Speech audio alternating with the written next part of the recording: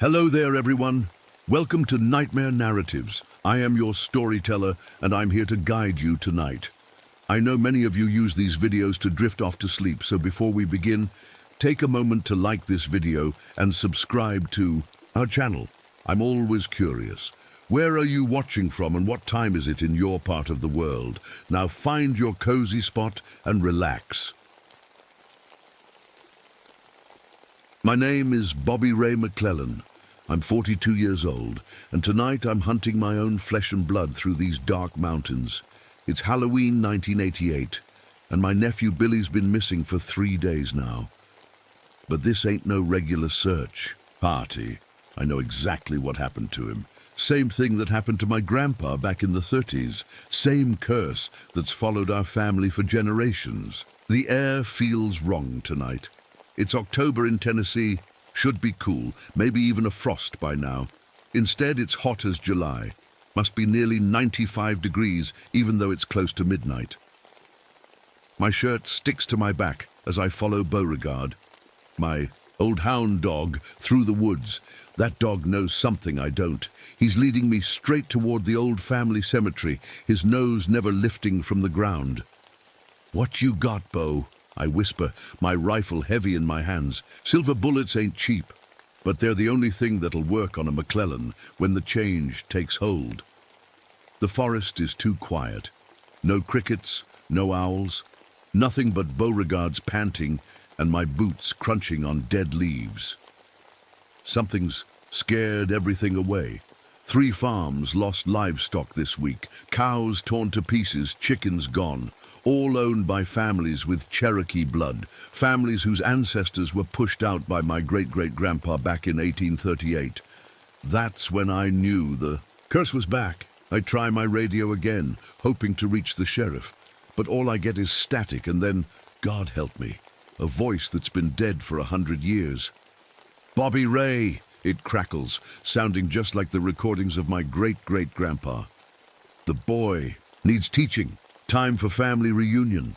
I switch it off, my hand shaking. This curse ain't natural, and now it's getting stronger. The papers said something about Chernobyl fallout finally reaching our mountains. Nuclear stuff in the air, in the water. I don't understand the science, but I know this. Whatever turns a McClellan into a monster is feeding on it, growing stronger. My Geiger counter, bought it after hearing about the fallout, starts clicking faster as we near the old Cherokee. Burial mounds. The needle jumps into the red. Something's happening here that ain't right. Then Beauregard stops dead in his tracks. His mouth opens, but what comes out ain't no dog sound. "Uncle Bobby," says Billy's voice, coming straight from my dog's throat. "I can't control it. Please help me." I nearly drop my rifle. In all the stories my daddy told about the family curse, nothing like this ever happened. The moon breaks through the clouds, full and yellow as a wolf's eye. By its light I spot something white stuck to a tree, papers, old and yellow. I peel them off, squinting to read in the moonlight. Civil War documents showing how my ancestors sold Cherokee land to the Union Army, land that wasn't theirs to sell, land with bodies buried on it. That's when the truth hits me like a shotgun blast. Billy ain't the first McClellan to grow fur and fangs when the moon is full. He's just the latest payment in a debt that's been collecting interest for 150 years. And I'm the only one who can stop him before he makes that debt even bigger. I never wanted to believe in the family stories, tried to run from them my whole life. Growing up, Daddy would sit us down and explain why we kept silver bullets in the gun cabinet, why we had to check on each other during full moons, why some McClellan names were never spoken at the dinner table. "Every 3rd generation," he'd say, voice low like he was afraid the walls might hear, "the curse picks a McClellan to change." My grandpa was one of them. Changed in the summer of 1933, started killing livestock, then moved on to people. His own father, my great-grandpa, had to hunt him down and put him to rest. They say he cried for a week after, but he did what had to be done to protect everyone else. Now it's Billy's turn, my brother's boy, just 16 years old. I first noticed the signs 2 months back. Billy started getting angry over nothing. His eyes would catch the light funny, reflecting gold like a cat's. Then last week, the family dog turned up dead, torn apart but not eaten. Billy claimed he didn't remember doing it, but his sheets were stained with blood that morning. That night, he disappeared into the woods. What most folks don't understand is that Beauregard ain't just my dog. He's been with the McClellan family since my grandpa's time. Never seems to age, never gets sick. Some nights, I catch him staring at the moon and wonder if he's more than just a hound. He's helping me track Billy, but I'm not sure whose side he's really on. Sometimes, I think he's leading me to save my nephew. Other times, I think he's delivering me to the curse. I tried running from all this, joined the army straight out of high school, fought in Vietnam, thought nothing could be scarier than those tunnels. But the things I did down there, the rage that took over, looking back, I think the curse was helping me survive. When I came home, I met Sarah at the diner in town. Thought maybe I could have a normal life. But after a bad nightmare about the war, I woke up with my face half changed, teeth sharp enough to draw blood when I kissed her. She was gone by morning, and I never blamed her. A Cherokee elder named Thomas caught me drinking behind the gas station a week later. McClellan blood owes a debt, he told me, his face as serious as a heart attack. The boy will pay what his grandfather owed. I asked him how he knew about Billy. He just tapped his temple and walked away. Since then, I've been feeling it too. Each full moon brings something wild into my blood. My temper gets shorter, my senses sharper. I caught myself sniffing the air yesterday like an animal. Last night, I pulled out the old family Bible from the attic. Hidden in its pages is a record of every McClellan who changed, their names, the dates, how they died. All of them killed by family, all of them buried with silver somewhere on their body to keep them from rising again. I don't want to kill Billy. He's just a kid who never asked for any of this. But I know what happens if I don't stop him. He'll kill innocent people. The curse will grow stronger. And in the end, someone else will have to hunt him down anyway. Better it be me, someone who loves him enough to make it quick. Beauregard leads me deeper into the woods, away from any trails tourists might use. The moonlight barely breaks through the trees here. My flashlight beam catches on something ahead, a clearing that shouldn't be there. When I step into it, my stomach turns. Trees all around are torn to shreds, like something with giant claws had a fit of rage. The ground is dark and wet, soaking up what I know is blood. Too much blood for whatever died here to have survived. In the middle of it all, I find Billy's clothes. The blue jeans his mama bought him for school, his favorite Tennessee Volunteers t-shirt, all ripped to pieces. Billy, I whisper, but I know he can't hear me. Not as himself, anyway. Something moves behind me. I spin around, rifle ready, but it's just Beauregard. He's got something in his mouth. He drops it at my feet, tail wagging like he's brought me a present. It's a backpack, not Billy's. Inside I find a map, a water bottle, and a wallet. Driver's license says the owner was a hiker from Ohio. There's pictures of a wife and kids tucked behind the credit cards. My hands start to shake. Billy's killed someone, an innocent person. Why'd you bring me this? I ask Beauregard. The dog just stares at me with eyes too smart for any normal hound, then turns and trots away, expecting me to follow. As we walk, I notice Billy's tracks changing. They start as human footprints, then slowly stretch and widen until they're not human at all. And they're big, bigger than any wolf or bear I've ever tracked. Whatever this nuclear fallout is doing, it's making the curse worse. Then I hear it, Billy's voice clear as day, though there's nobody around. Uncle Bobby, I killed someone. I liked it. Help me kill more. It's in my head, not my ears. The curse is trying to talk to me, trying to pull me in too. No, I say, out loud. That's not Billy talking.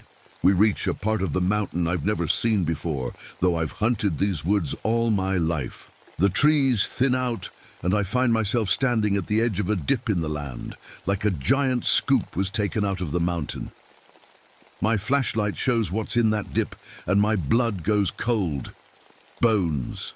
Hundreds of bones. Not all of them old. A mass grave, covered up by leaves and time, but now partially dug up by something with strong claws. These are Cherokee bones. Families killed by my ancestors, never properly buried, just covered up and forgotten. As I stand there, the Geiger, a counter in my pocket, starts going crazy. The needle hits the top of the scale. Whatever's in that grave, it's hot with radiation now. A few yards away, half buried in mud, I spot a notebook. Billy's journal. I recognize his messy handwriting right away. I sit on a fallen log and force myself to read it. October 28th. Something's happening to me. I dreamed I was running through the woods on all fours. Woke up with dirt under my fingernails. October 29th. Got so angry at school today. Felt like my skin was too tight. Saw my eyes in the bathroom mirror. They were yellow. October 30th. Blacked out last night.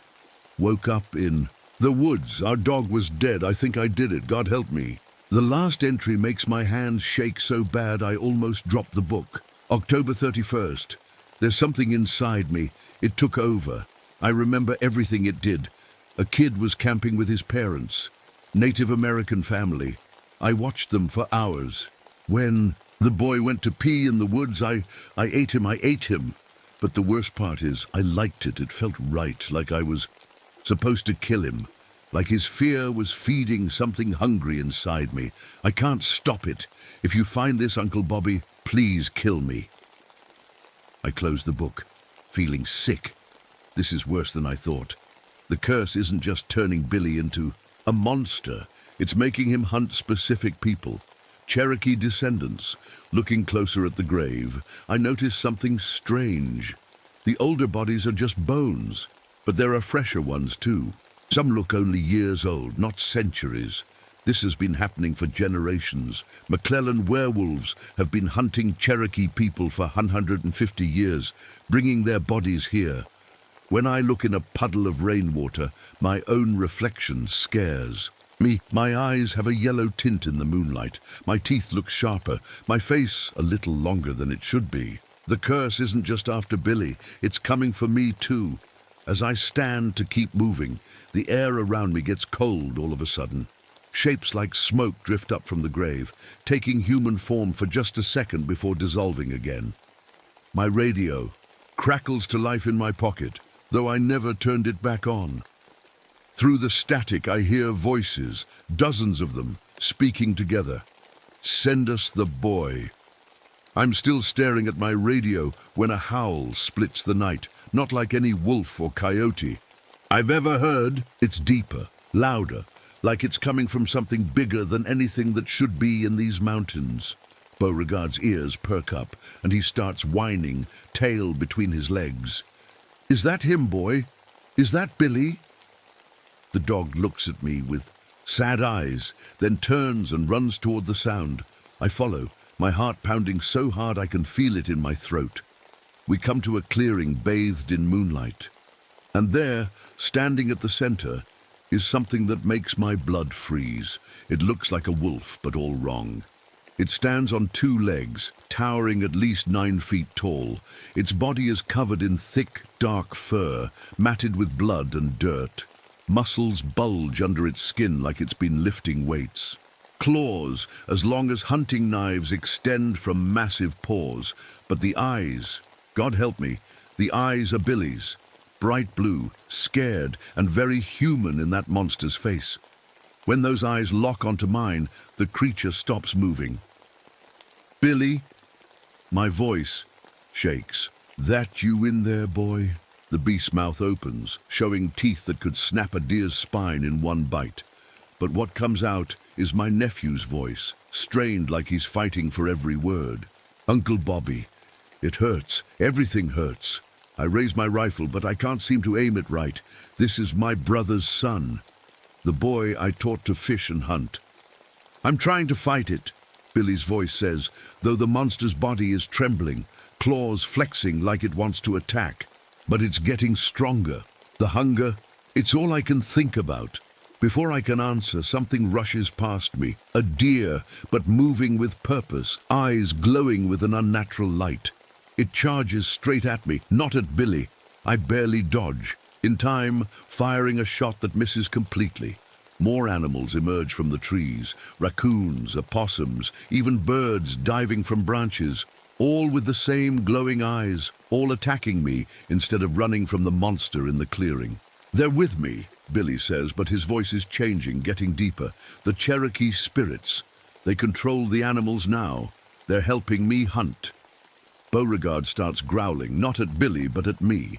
My loyal hound turns, baring his teeth, eyes glowing just like the other animals. He's always been theirs, not ours, Billy says. Beauregard has been leading McClellan men to their deaths for generations, feeding us to the spirits as payment. The dog I've trusted all these years walks over to stand beside the monster that used to be my nephew. The animals, Billy continues, his voice shifting between human and something ancient. They show me who to hunt. Cherokee families we wronged. Been happening for generations. Every McClellan werewolf kills the descendants of people our family. Hurt. My mind reels. But why? Why would the curse make you kill the very people it's supposed to be avenging?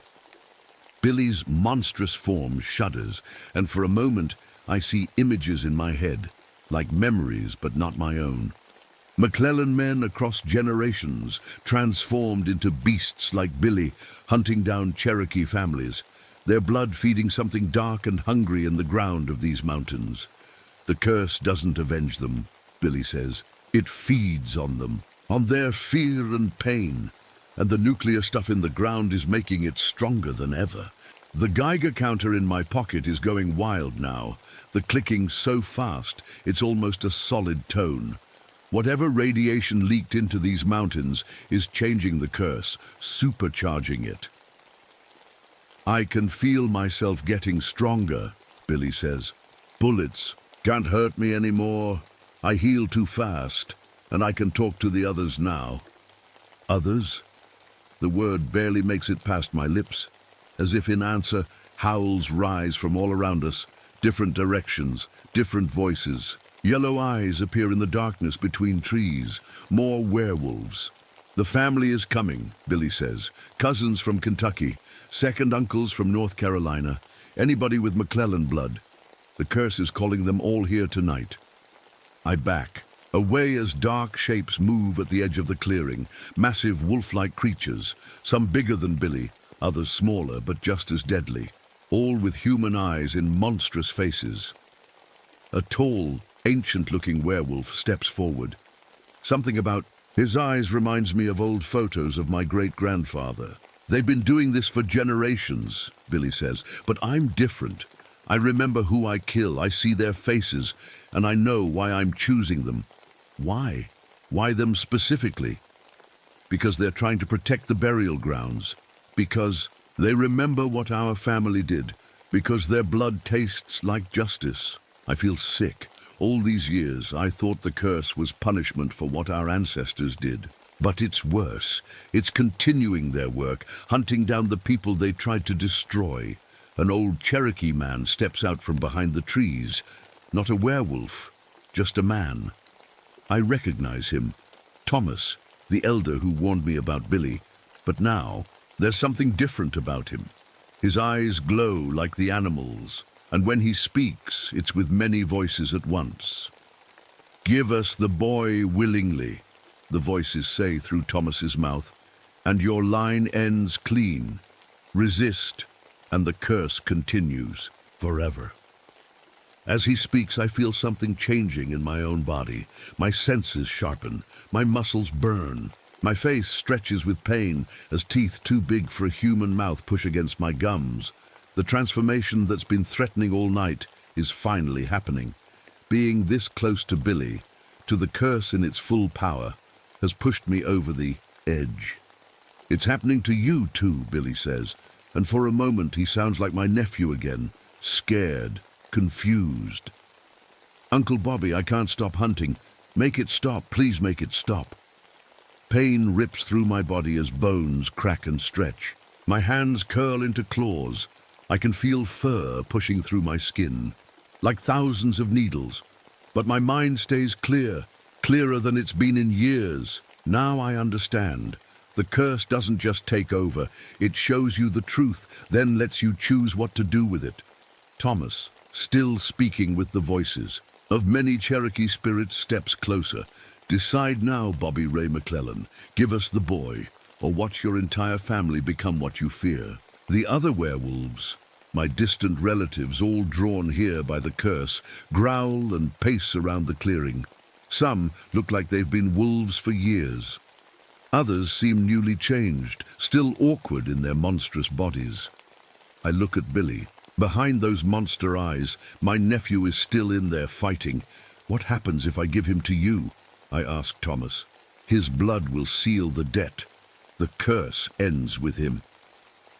"And if I don't?" Thomas's eyes flash. "Then the curse grows stronger. The radiation spreads it beyond your family. Soon, every third child born in these mountains will change with the full moon." My rifle feels heavy in my hands. 5 silver bullets left. Not enough for all the werewolves around us, but maybe enough for what needs to be done. "Billy," I say, my voice rough as my throat changes, "I promised your daddy I'd look after you."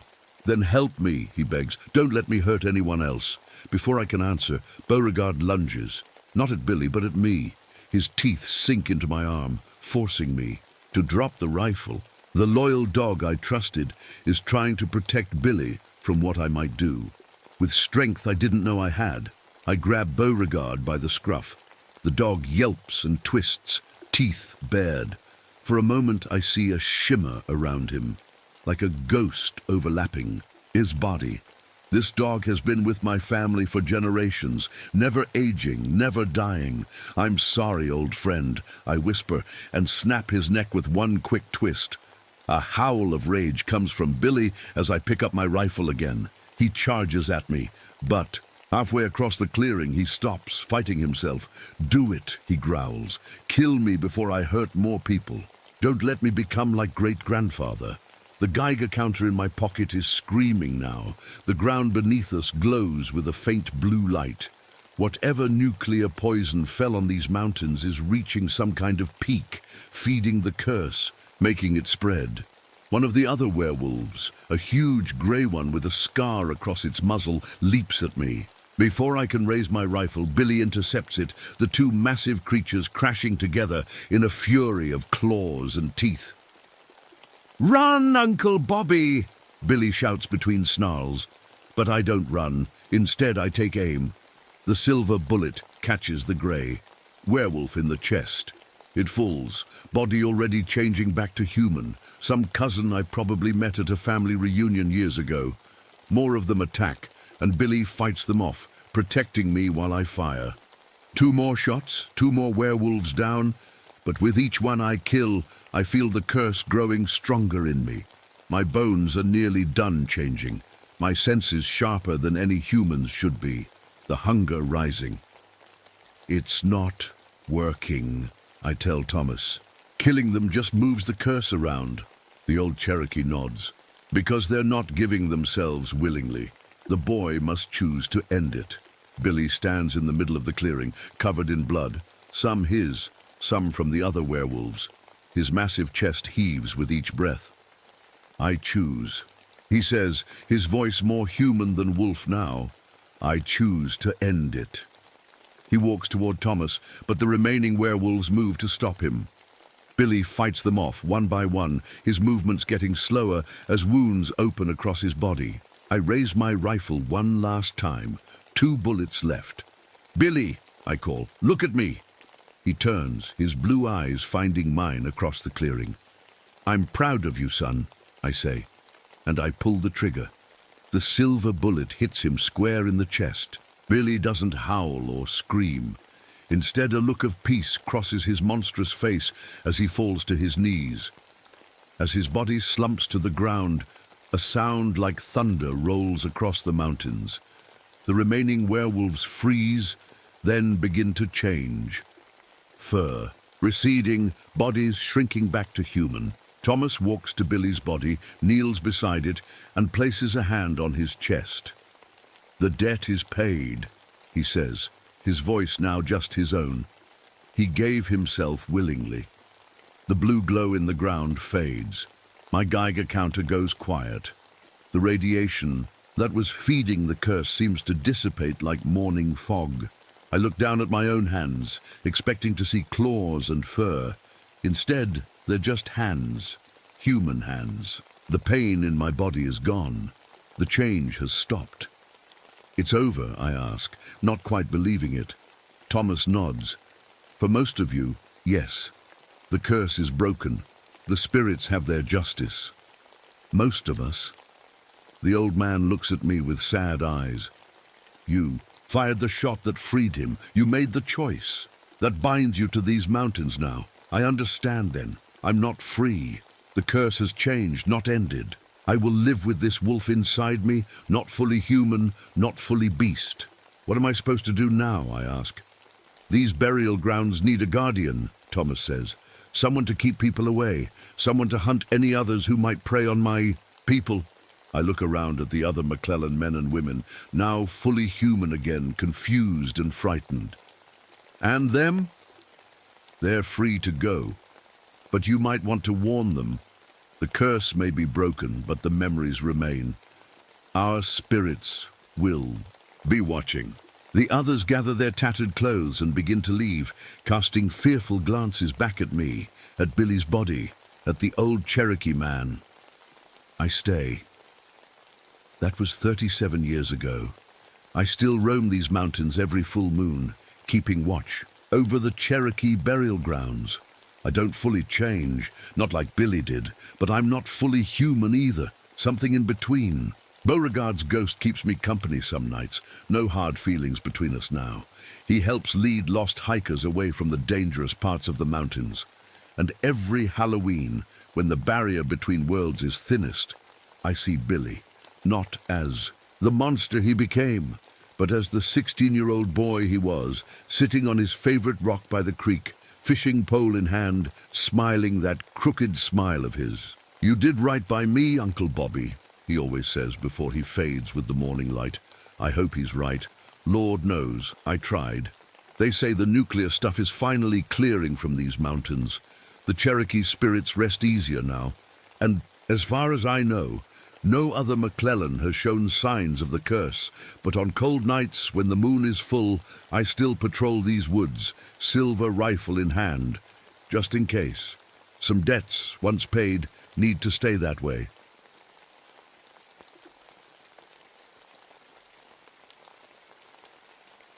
My name is Marcus Kowalski, but everyone calls me Mac. The morning mist is thick today, clinging to the old cedar trees like ghostly blankets. It's quiet here in Olympic National Forest. Too quiet, like the forest is holding its breath. Something about it feels wrong, but I can't put my finger on why. I've been a park ranger for about 8 months now. It seemed like the perfect job after coming home from Vietnam. Peace, quiet, and lots of space to breathe. No people to bother me. No loud noises to make me jump, just me and the trees and the animals. This morning, I heard birds singing in a weird pattern. For a second, it sounded just like those Vietnamese voices I used to hear in the jungle, calling for help. I had to stop and remind myself where I was. Washington State, 1968, not Vietnam, not anymore. I feel safe out here on my own, miles from anyone else. My radio crackles at my hip. I should check in soon, but I've been putting it off. I don't know that it's been broadcasting my location for hours. Not yet, anyway. The sunrise looks strange through the trees today. The light breaks through in bursts that remind me of gunfire, flashes that take me back to nights in the jungle, nights I've tried so hard to forget. Sometimes I'm not sure if I'm really here in these woods or if I'm still back there, waiting for the next attack. Everything feels on edge these days, even out here in the middle of nowhere. The whole country is tearing itself apart over the war, over politics. Sometimes I swear even the animals are taking sides. I've got 3 more days out here before my replacement arrives. 3 days completely alone.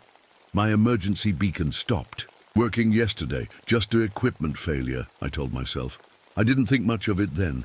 Now I'm not so sure. A deer appears on the trail ahead of me, watching me with eyes that seem too smart, too aware. It doesn't run away like it should. Instead, it just stares. And for a crazy second, I think I see dog tags hanging from its antlers, glinting in the morning light. I blink, and they're gone. Must be seeing things again. The fog is rolling in thick now, moving against the wind in a way that doesn't make sense. It's the kind of fog that swallows sounds, that hides what's coming until it's too late. The kind of fog that makes escape impossible. I know these trails like the back of my hand, but today they feel different. The ground is soft, muffling my footsteps. I realize I'm walking through a narrow valley, perfect ambush territory. Every shadow looks like a soldier crouching. Every bird call sounds like a signal. Every rustling leaf whispers, "Charlie's in the wire." My service record from Vietnam has holes in it. Big ones. There are whole weeks I can't remember. They tell me I was the only one who made it out alive from Operation Phoenix. But the thing is, I've never heard of Operation Phoenix. According to the military, it never happened. I can't remember how my platoon died. I've tried. God knows I've tried, but every time I get close, my head feels like it's splitting open and I hear screaming that won't stop. Sometimes my hands shake when I'm not moving. They're doing it now. The doctors call it nerves, but I think it's something else. Guilt, maybe. I have these memories, fuzzy ones, of giving injured soldiers shots to ease their pain. But lately, I've been wondering if that's really what I was doing. My hair turned grey 6 months after I got home. I'm only 27. The scars on my back ache before storms come, but they don't match anything in my medical file. I should have more scars than I do, or maybe fewer. I'm not sure anymore. "Come on, Ranger," I say to the empty air beside me. My German Shepherd died in the jungle too, years ago, but sometimes I forget. I still talk to him, still put out 2 bowls of food every morning, one for me, one for him. I pat the medical kit at my side. The canvas is stained dark in places, and I tell myself it's just dirt. Inside are drugs I don't remember getting, and tools that look more like they belong in an interrogation room than a first aid kit. I keep it anyway. You never know when you might need to help someone or hurt them. Everything I know about surviving in the wilderness, I learned in the army. Tracking, setting traps, making shelter. But sometimes I remember other training too. How to break someone down, how to make them talk, how to make it look like an accident. I spend most of my time checking on the family camping areas. I tell my boss it's because I want to make sure everyone's safe, and that's true. But there's more to it. Sometimes I hear voices warning me about hostiles coming for the families. No one else hears them, but I know they're real. They have to be. There are days when someone calls out Marcus, and I don't even turn around. But if they say Butcher 6, my body responds before my brain catches up. I don't know where that name came from or why it feels more like me than my real name does. I have caches hidden throughout my patrol area, supplies, weapons, things I might need in an emergency. The strange thing is, I don't remember making most of them. I just know they're there like I've always known. The forest is watching me. Today, I can feel it. Something's coming, something bad, and I'm not sure if I'm the hunter or the hunted anymore. I hear the sound of helicopter blades chopping through the air. Thwup, thwup, thwup. But when I look up, there's nothing there, just trees and grey sky. Then voices come through, radio chatter in languages I shouldn't understand, mixed with children singing songs that make my skin crawl. The animals are acting strange today. Usually I see deer, rabbits and squirrels on my patrols. But now, the forest seems empty. Only the ravens follow me, flying from tree to tree in a pattern that reminds me of how we used to scout enemy villages. They watch me with eyes that know too much. I stumble into a small clearing and freeze. There's a family's campsite ahead, but something's wrong. The way the tents are arranged, the stone circle for the fire, even the folding chairs. It's exactly like that village in Vietnam. The one I can't fully remember. My heart pounds as I step closer, half expecting to find bodies. Instead, there's just abandoned camping gear. But the burn marks on the ground match what I remember. Exactly the same pattern. A smell hits me that doesn't belong in these woods. Burning fuel and sweet jasmine, and something worse beneath it all. The smell of charred meat. My hands start moving on their own, miming actions I don't remember doing. Pulling pins, throwing, taking cover. Stop it, I tell myself. You're in Washington, not Vietnam. My hands keep moving anyway. I reach for my radio to call for help, but it's dead. The wires inside have been cut with precision. In its place is a note written in handwriting that looks like mine, but isn't. It says, "Mission active. Await further instructions. Phoenix Command." I try my backup flashlight. Dead too. Someone has removed the batteries and put them back. In backward. This isn't random. Whoever did this knows what they're doing, knows military protocol. My radio suddenly crackles to life, which should be impossible with cut wires. A voice comes through, my voice, speaking Vietnamese. I hear myself giving orders to fire on civilians, but I don't speak Vietnamese. I never learned it. At least, I don't think I did. I sit on a fallen log to catch my breath, and that's when I see them. Soldiers in torn uniforms standing between the trees. Their faces are familiar, men from my unit, men who died. They're looking at me like they're waiting for orders, and I can hear my own voice telling them to round up villagers. "You're not real," I say out loud. "You're dead." They don't answer. They just stare at me with empty eyes.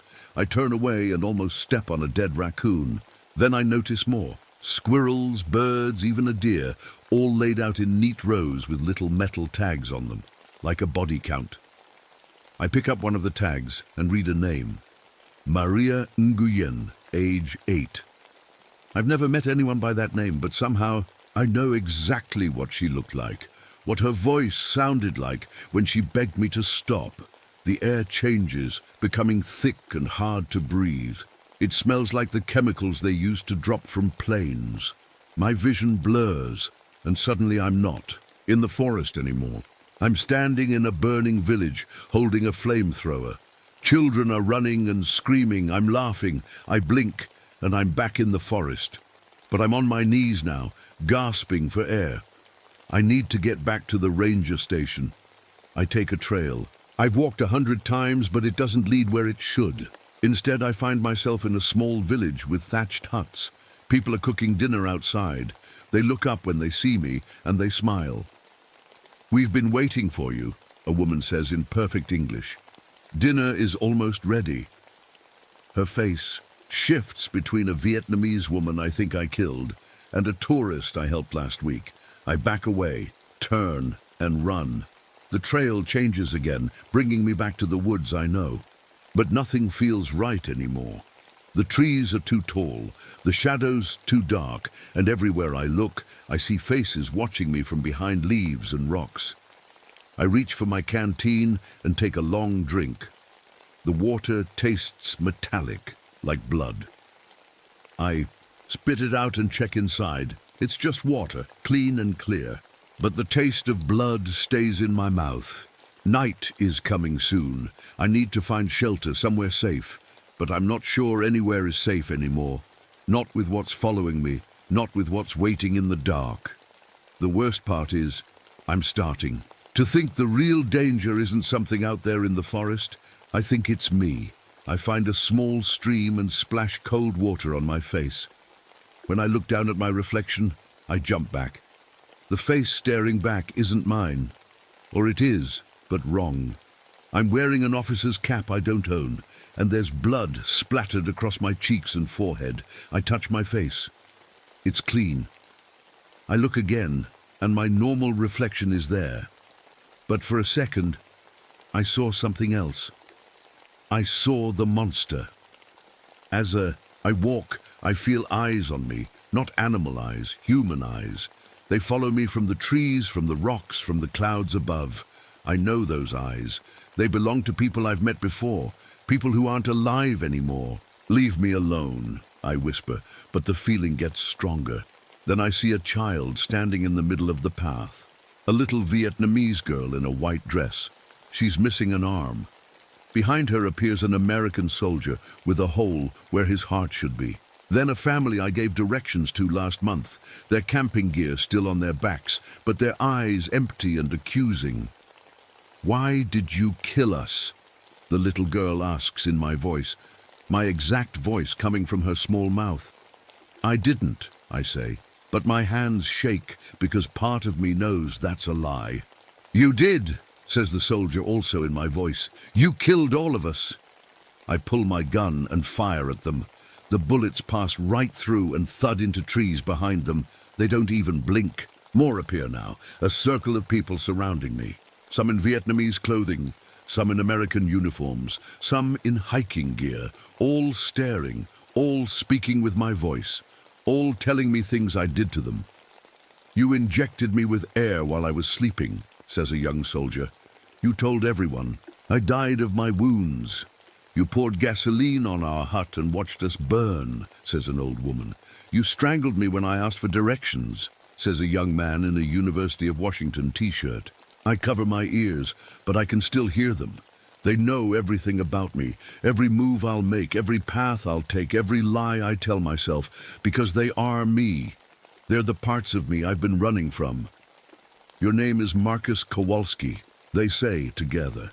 "You were a medic in Vietnam. You were recruited for special operations. You killed for them. You kept killing when you came home."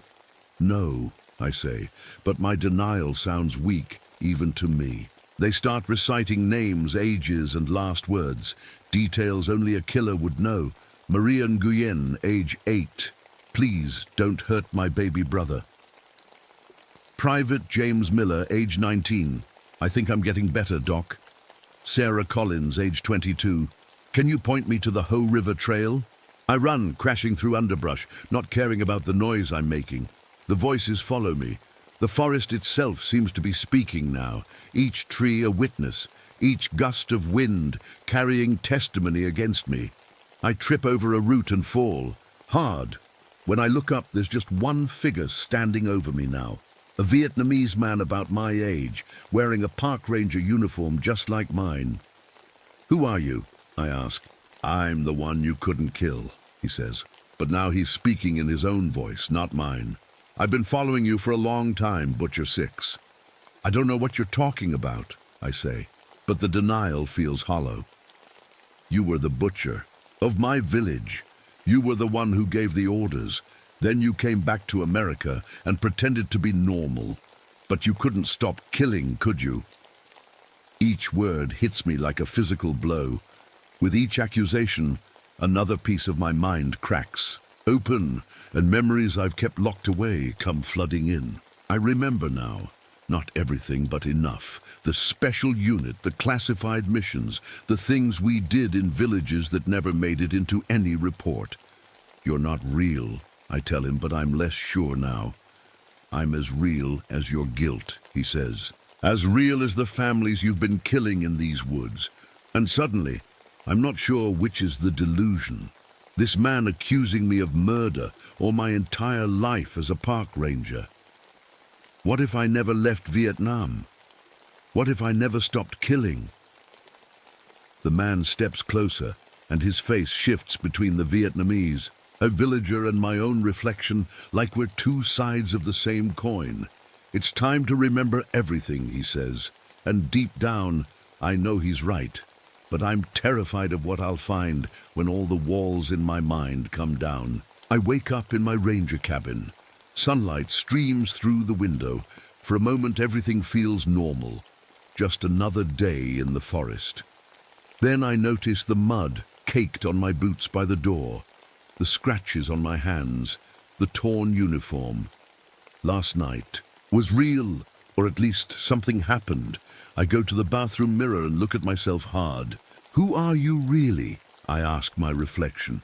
My reflection doesn't answer, but the ranger cabin starts to fade around me. The walls become transparent, and beyond them I see flashes of other places. A military hospital, a secret briefing room, a village burning. I grab my logbook and flip through it. I've been keeping track of visitors to the park, families, hikers, campers. But now I notice something strange. Many of the names have little red marks beside them. I never noticed the marks before, or maybe I just didn't want to. With shaking hands, I pull out my park maps. There are areas marked with red X's that I don't remember marking. I count them. 12. The same number as the red marks in my logbook. No, I whisper. No, that's not possible. But a voice in my head, my voice but colder, whispers back, you know it's true. I grab my pack and head out. I need to check those marked spots. I need to know if I've really done what I'm afraid I've done. The first X leads me to a remote camping area that's off the main trails. The campsite looks normal at first. A fire pit, a fallen log used as a bench, a flat area where a tent once stood. But when I look closer, I see dark stains on the ground that rain hasn't washed away. I dig a little with my boot, and just below the surface, I find a torn piece of fabric. A child's t-shirt with a cartoon character on it. My head pounds. A memory flashes, a family of 4. They asked for directions. I offered to guide them to a better camping spot, away from the trails, away from witnesses. Stop it, I tell myself. That's not what happened. But another memory comes. Their faces when they realized something was wrong. The father trying to protect his family. The knife in my hand. I stumble away from the campsite, bile rising in my throat. This can't be real. I help people. I protect them. I'm one of the good guys, aren't I? I check another X on the map, and another. At each site, I find small signs that something terrible happened there. A broken pair of glasses, a single hiking boot, a camera with the film ripped out. And with each discovery, more memories break through. More faces, more screams, more blood on my hands. By the 5th site, I can't deny it anymore. I've been killing people in these woods. Systematically, methodically, just like I did in Vietnam. But why? How could I do these things and not remember? The answer comes in another flash of memory. A military hospital.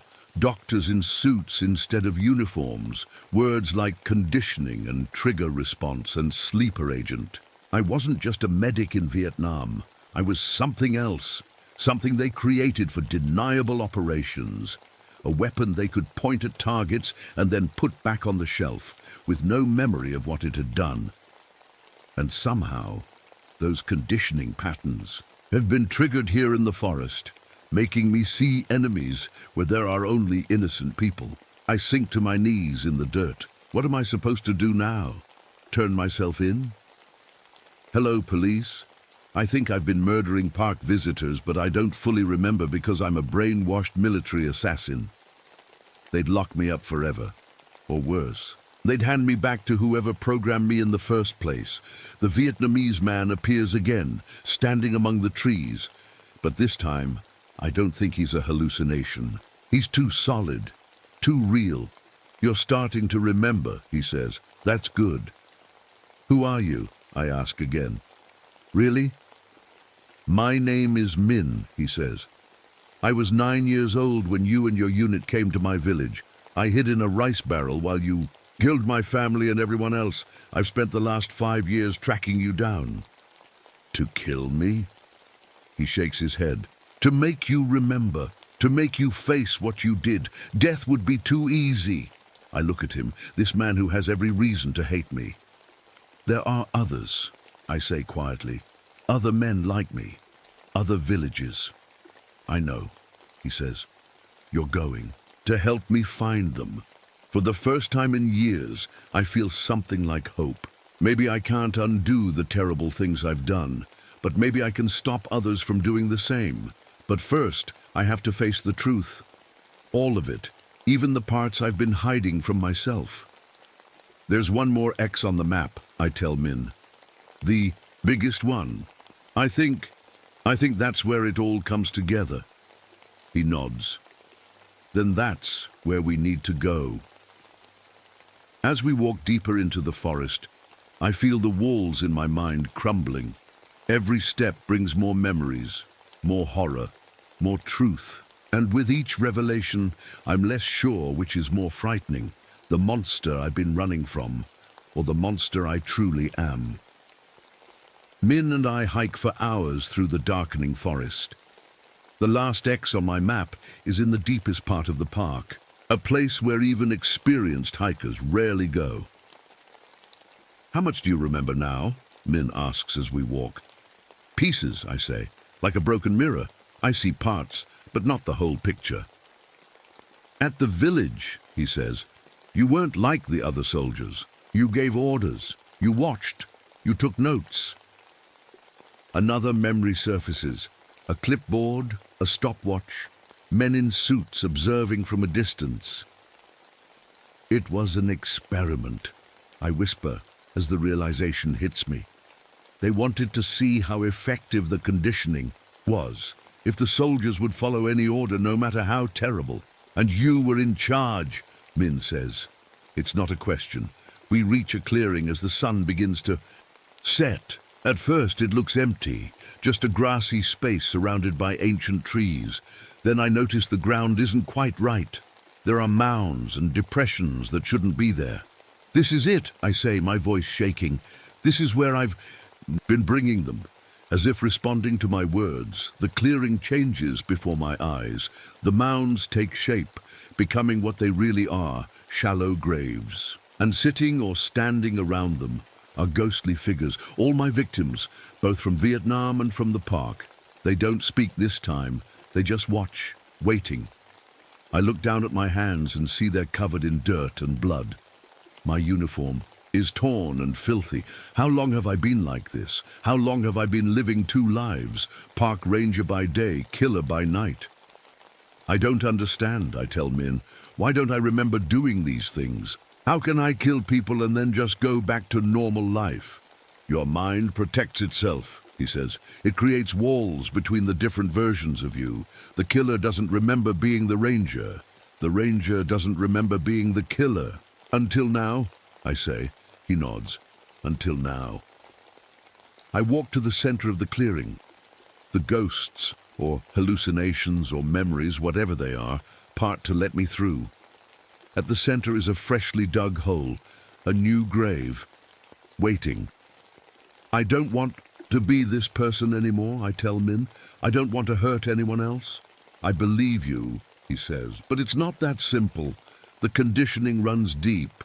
You might think you're cured, but then something triggers you, a sound, a smell, a pattern of light, and you become the killer again." "Then what do I do?" I ask desperately. "Face yourself," he says, "all of yourself. No more hiding, no more walls." As if on cue, a figure steps out from the trees on the far side of the clearing. It's me, or another version of me. This one wears a crisp military uniform with insignia I don't recognize. His face is my face, but harder, colder. His hands are clean, but I know they're responsible for far more blood than mine. "You've been busy, Butcher Six," my doppelganger says, "but sloppy. You left witnesses." "There weren't supposed to be any witnesses," I say, understanding now. "That was the point of sending me to isolated places. No one to see, no one to tell." "Exactly," he says, "but you missed one." He nods at Min. "And now we have a problem." "We?" I ask. "The program, the people who made us what we are, who gave us purpose. They turned me into a murderer." "They turned you into a weapon," he corrects, an important distinction. I realize now what's happening. I'm not just remembering, I'm fracturing. The walls between my different selves aren't just coming down. They're rearranging. The killer, the ranger, the traumatized veteran, all fighting for control. "I'm going to fix this," my other self says, pulling out a knife. "I'm going to take care of the witness, and then I'm going to bury these troublesome memories so deep you'll never find them again. You can go back to being the good ranger blissfully, unaware. No, I say, stepping between him and Min. No more killing, no more forgetting. He laughs. You don't have a choice. This is what we were made for. He lunges at me with the knife. I dodge, but barely. He's faster, stronger, more certain than I am. We fight across the clearing, disturbing the shallow graves. The ghosts watch silently. Min tries to help, but my other self is too quick. He slashes Min across the arm, sending him stumbling back. You can't beat me, my doppelganger taunts. I'm the real you, the original. The ranger, the confused veteran. They're just covers, masks. You're wrong, I gasp, bleeding from a cut on my side. You're just one piece. We all are. I see now what I have to do. I can't beat this other version of myself through force. I have to accept him, integrate him, make us whole again, no matter how painful. I remember everything now, I tell him. Vietnam, the program, the park, all of it. Doesn't matter, he says. I'll make you forget again. No, I say. Not this time. I drop my defensive stance and stand straight. I know what I am, what we are, and I accept it. For the first time, uncertainty crosses his face. What are you doing? Becoming whole, I say. I step forward and embrace him. It feels like hugging a mirror. For a moment, he struggles against me. Then slowly he melts into me. The separate pieces of my fractured mind coming back together. Memories flood in, not just fragments now, but complete scenes, whole years of my life. The pain is almost unbearable, but I hold on, accepting it all, the good and the terrible. When it's over, I'm on my knees in the dirt, alone. The ghosts are gone, the graves remain. I look up to see Min watching me, holding his wounded arm. Did it work? He asks cautiously. Yes, I say. I remember everything now. The weight of those memories threatens to crush me, but I bear it. And I know what I have to do. I stand up and look around the clearing one last time. There are 12 families who need closure, I say. 12 murders to solve. And then there's Vietnam, the program, the others like me who might still be out there, killing without remembering. It won't be easy, Min says. The government will bury it. They'll say you're crazy. They might even try to reactivate your conditioning. I know, I say, but I have to try. Will you help me? He considers for a long moment, then nods. Yes, for my family, for all of them. As we leave the clearing, I know this isn't a happy ending. There's no undoing what I've done, no making it right. But maybe, just maybe, I can stop it from happening again. I can make sure the memory thieves who stole my humanity and the humanity of others like me don't get away with it. The sun is setting as we reach the trail.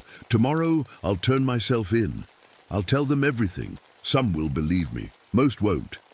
But the truth will be out there. For the first time in years, I feel fully present in my own skin, whole, terribly, flawed but whole. And as darkness falls over the forest, I make a promise to all those I've hurt. I will remember you, always. No matter what they do to me, I will never forget again.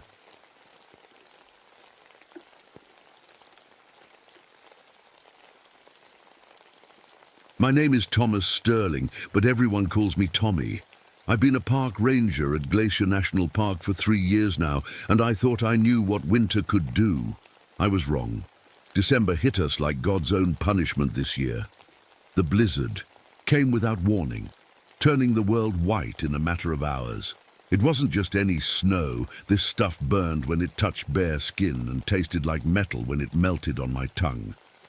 Reminded me of what they said nuclear fallout might be. Like, maybe that's why I've been on edge. The radio doesn't help. Every time I try to check in with headquarters, the static cuts in like a knife. Sometimes I swear I hear Russian voices mixed in with the usual Park Service chatter. Civil defense warnings too, talking about taking shelter and staying indoors. The strangest part?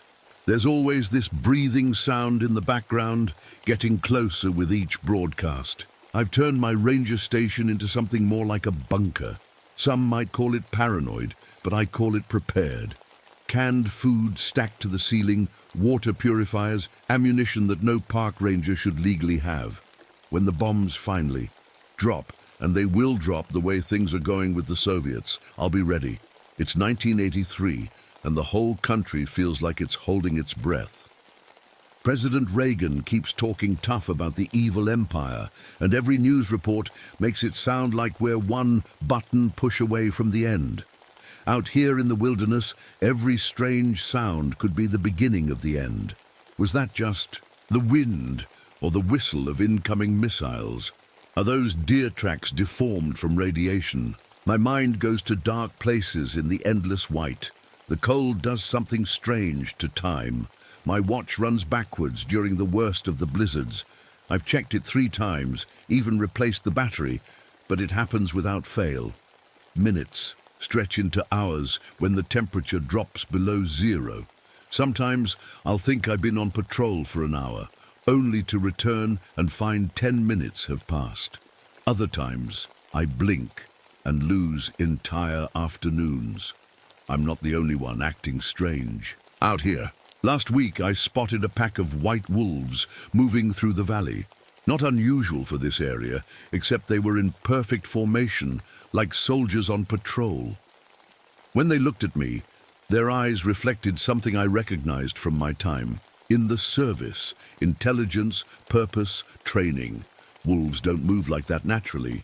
The weather itself seems to have it out for me.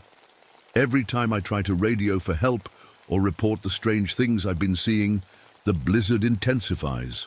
Wind screams through the trees, snow blinds me, and the radio dies. It's as if the storm is keeping me isolated on purpose. The landscape has become treacherous in ways that don't make sense. Ice caves appear where none existed before. Snow bridges collapse the moment after I cross them. Yesterday, I nearly fell into a crevasse that wasn't on any park map. The mountains themselves feel like they're trying to swallow me. Every survival instinct I have is screaming that something big is coming. That's why I've stockpiled supplies, why I sleep with my rifle within reach. But lately, I've started to wonder if all my preparations are exactly what's going to get me killed. Like I'm being led down a path someone else designed. The storm is picking up again. The windows are rattling, and that metallic snow is piling high against the door. I should be safe here in my little fortress, but I can't shake this feeling, the feeling that I've built myself the perfect trap. I wasn't always a park ranger. Before this, I served in special forces until they decided I wasn't fit for duty anymore. Psychological unsuitability, they called it. That's what happens when you start asking too many questions about weather. Patterns that don't make sense, and government experiments that nobody wants to talk about. The truth is, I think this ranger job is more than it seems. My bosses say I'm here to protect the wilderness and help lost hikers. But some nights, when the radio crackles with voices that shouldn't be there, I wonder if I'm really here to watch. For Soviet tests, they've been messing with the weather, trying to turn nature into a weapon. I'm sure of it. There's a chunk of my military service I can't remember. A whole mission gone. All I have is a medical file marked Project Wendigo that says I volunteered for something. Volunteered. That's the part that scares me most. What would make me sign up for something so secret that my own mind had to forget it? My body has been different since then. The cold doesn't bite like it used to. I can go days without food, though when hunger does hit, it's almost painful. The other rangers need heavy coats when it's 20 degrees, but I'm comfortable in just a flannel shirt. They joke that I must have antifreeze in my veins. If only they knew how close to the truth they might be. I still get my orders. Command checks in every Tuesday at 2200 hours. The park supervisor looked at me funny when I mentioned this. "What command?" she asked. "We don't have night radio checks." But I hear them, clear as day. Instructions, coordinates, code phrases that make my body move before my brain understands why. My gear isn't standard issue either. The cold weather suit I keep for emergencies has little tubes and pouches built into it. Delivery systems for something I'm supposed to inject when the time comes. I don't remember getting this equipment, but my hands know exactly how to use it. I can track anything through snow. Doesn't matter if the trail is hours old or if another storm has passed through. I can find it. The other rangers think I'm just good at my job. Truth is, I see things they don't. Heat signatures lingering. In the snow, scent markers that should be too faint to detect.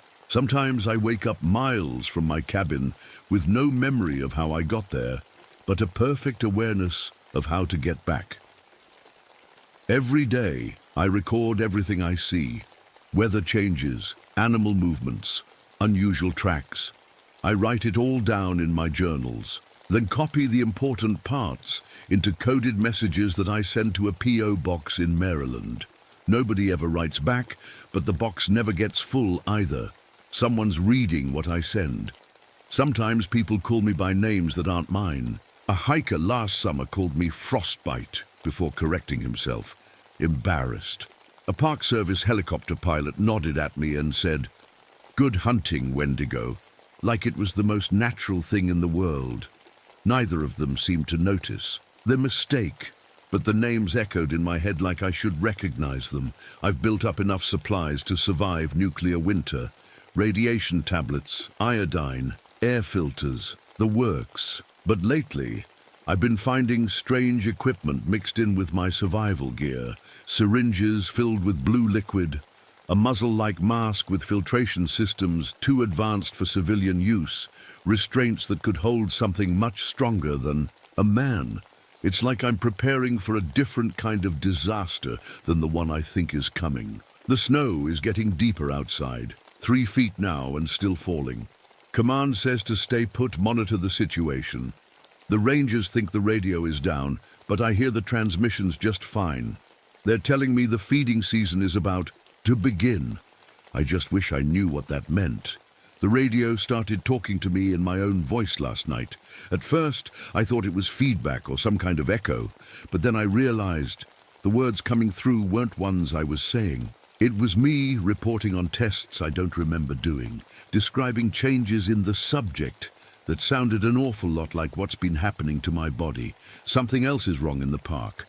The bears should be hibernating, and the deer should be in the lower valleys, but I haven't seen a single animal in days. It's like they all packed up and left. The only traces are weird heat marks in abandoned dens, not normal animal shapes, but patterns that look like the DNA diagrams I remember from high school science.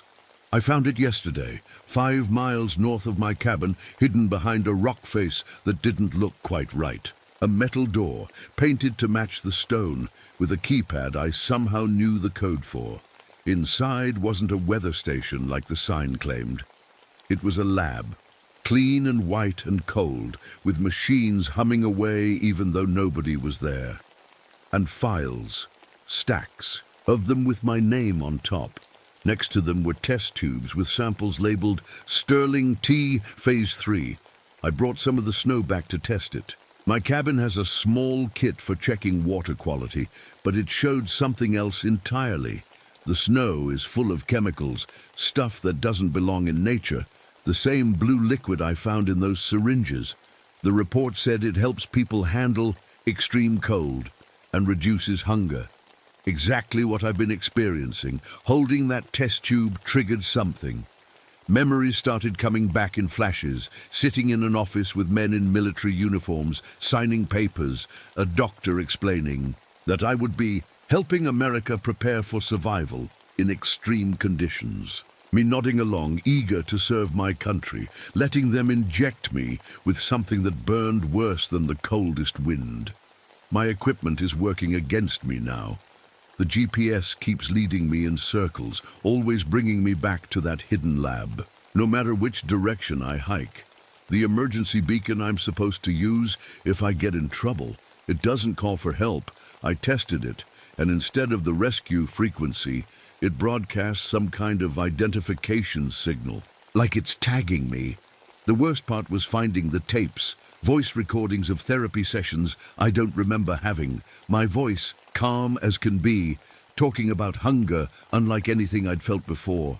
About dreams where I hunted things that weren't animals. about how the cold made the hunger worse, but also gave me strength. The doctor asking if I would agree to treatment, and me saying yes. God help me, I said yes. I'm changing. That's the truth I've been avoiding. This morning, I found what looked like shed skin in my bed, tough and grey. There were teeth on my pillow, my teeth, but bigger than they should be, sharper. I checked my mouth in the mirror, but everything looked normal. For now, the storm equipment is all over the park, not just the weather stations marked on the maps, but dozens of smaller devices hidden in trees, under rocks, even buried in the snow. They're monitoring more than temperature and wind speed. They track movement, heat signatures, biological changes, and they all turn to follow me when I walk past, like cameras watching my every move. I know the truth now. I'm not here to be a park ranger. I'm not even here to watch for Soviet tests. I'm the test. Some kind of biological weapon experiment disguised as park service duty. The isolation, the supplies, the training. It's all to see how the changes progress, how the hunger develops. They're turning me into something else, something that can survive and hunt in conditions no normal human could endure. The blizzard is getting worse. The temperature has dropped to 30 below. Any normal person would be dead in hours out there. But I'm thinking about going for a walk. The cold feels good now, and I'm so hungry. I saw it last night. Or maybe I saw me. I'm not sure anymore. I was checking the perimeter of my cabin, something I do every few hours now. The snow had finally stopped, and the moon lit up the landscape like it was daytime. That's when I saw my reflection in the frozen surface of the lake, except it wasn't right. The thing looking back at me was wearing my ranger uniform, had my face, but it was all wrong. Too tall, maybe 15 feet high, too thin, its arms hung down past its knees, ending in hands with fingers like icicles, and its eyes, my eyes, glowed with a hunger I recognized. I'm being watched by what I'm becoming. That's the only way I can explain it. Sometimes I'll be hiking and feel eyes on me, turn around and catch just a glimpse of something ducking behind a tree. Something big that moves too fast. Something that knows exactly where I'm going because it's already been there. The creature has my face, but stretched over a skull that's all wrong. When it moves, it's like watching a military training video on fast forward. It uses cover. It sets ambushes. Last night, it herded a lost hiker right toward my cabin, not to help him but to offer him to me, like it was bringing me a gift, teaching me to hunt. It spoke to me, used my voice, but deeper, hollow sounding, like it was coming from the bottom of a well. It recited my psychological profile word for word. Subject displays enhanced territorial instincts and accelerated adaptation to environmental stress. Then it told me how hungry it was, how hungry we both were. My weapons don't scare it. I fired a warning shot when it got too close to my cabin, and it just tilted its head like I'd told a joke it didn't understand. The bullet hit it square in the shoulder, and the wound closed up almost instantly. Whatever they've turned me into, it's not something that can be killed easily. The more I see it, the more I remember agreeing to this. Sitting in briefings where they explained the Wendigo Protocol, a way to create soldiers who could operate in nuclear winter conditions, who could survive on minimal resources, who could track and hunt enemies across frozen wastelands. The perfect cold weather weapon. Each time we meet, it feels less like facing a monster and more like looking in a mirror. It knows what I'm thinking before I think it. It finds me no matter where I hide. Yesterday, I set a trap using techniques from my Special Forces training and found it had set the exact same trap 10 yards away. We're the same, just at different stages of the process. The thing, the Wendigo, follows rules, military rules. It won't attack me directly yet. It's assessing me, testing me, seeing if I'll complete the transformation on my own or if it needs to help me along. It leaves signs I've been trained to recognize. broken branches pointing in specific directions, stones arranged in patterns that spell out map coordinates, leading me somewhere. I understand now what I'm meant to become. The final stage of Project Wendigo, a soldier who needs no food drops, no winter gear, no backup. The perfect survivor for the nuclear wasteland everyone thinks is coming. What's happening to me isn't some accident or side effect. It's exactly what I signed up for, what I volunteered to become. The hunger is getting worse. Food doesn't satisfy it anymore. I caught myself staring at my own arm yesterday, wondering how it would taste. The Wendigo knows. I can see it in its eyes when it watches me from the tree line. Patient, waiting for me to accept what's happening.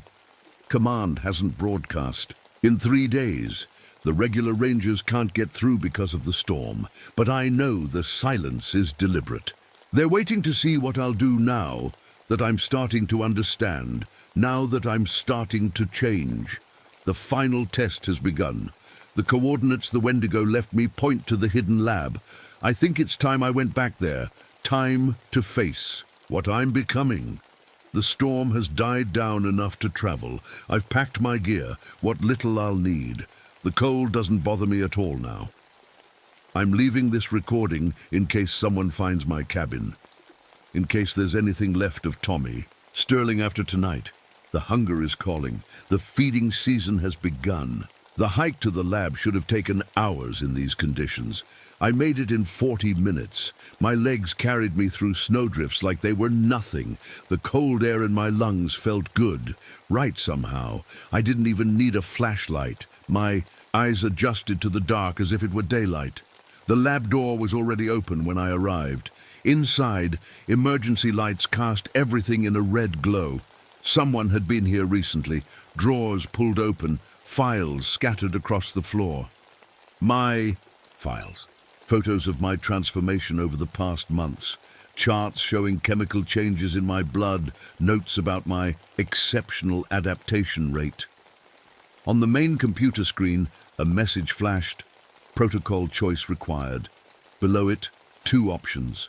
Transformation. Completion or containment activation. A final test. A final choice. I understood everything now. The lab wasn't just monitoring me, it was changing me step by step. The radio transmissions, the special equipment, even the chemicals in the snow, all designed to trigger the transformation.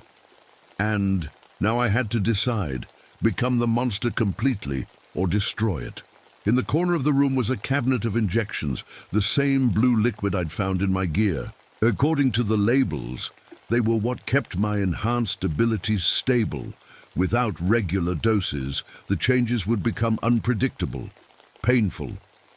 I realized I'd been injecting myself for months, thinking it was just normal medication.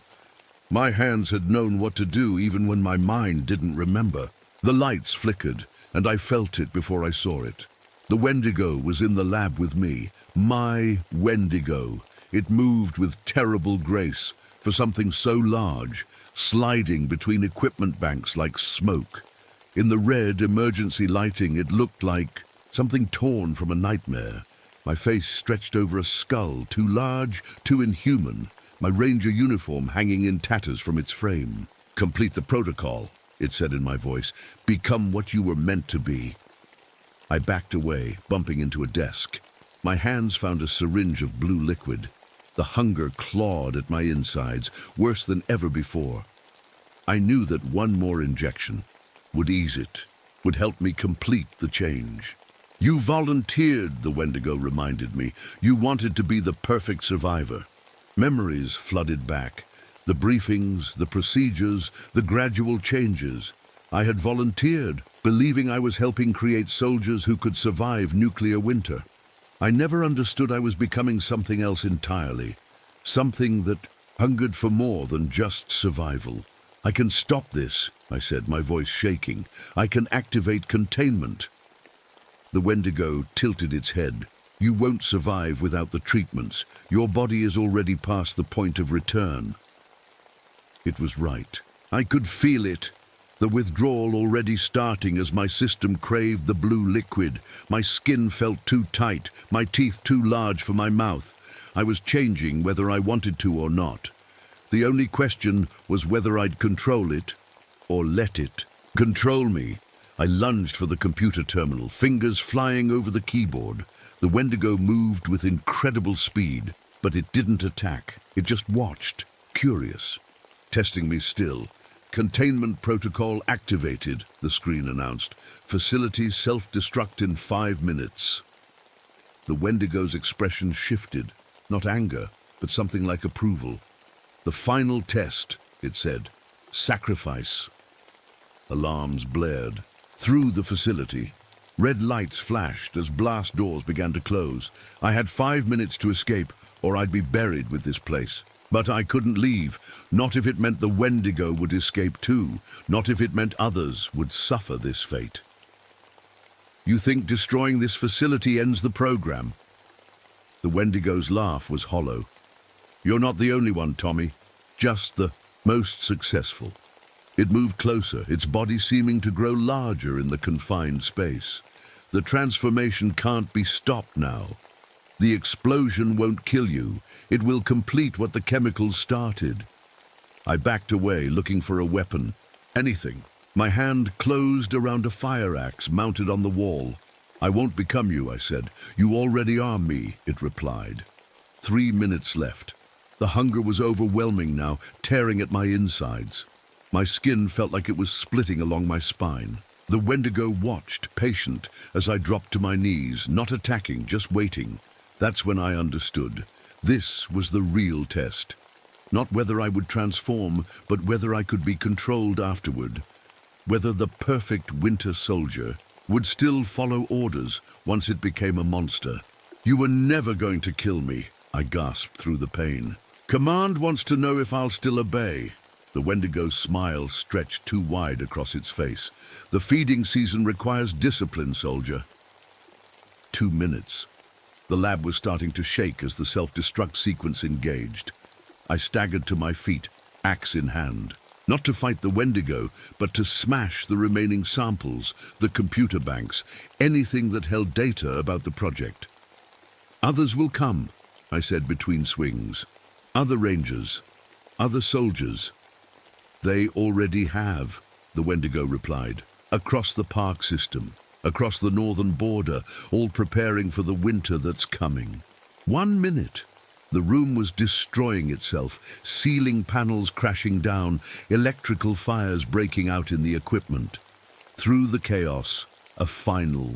Transmission came through on the lab speakers. Command's voice, cold and clear. Project Wendigo Stage 1 complete. Subject Sterling has passed final evaluation. Proceed to deployment phase. The Wendigo, my future self, nodded at me. The choice was never containment or transformation. It was whether you would remain a soldier once transformed. It gestured to the destruction around us. Your loyalty is confirmed. The program continues. The last thing I remember before the explosion was the hunger finally winning. My skin splitting open along my back, my bones cracking and reforming. The taste of metal in my mouth as my teeth pushed through my gums. I woke up miles away, in a snow cave I don't remember digging. The hunger was gone, replaced by a sense of fullness and strange satisfaction. My uniform was in tatters, stained with something I didn't want to identify. My body, no longer completely mine, felt powerful, cold, perfect. The radio at my hip crackled to life. Command's voice came through, crisp and clear despite the storm that had resumed outside. Report status, Wendigo 1. My voice, when I responded, was still mine, but deeper, hollow. Transformation complete, awaiting orders. Proceed to secondary testing ground. New subjects are being prepared.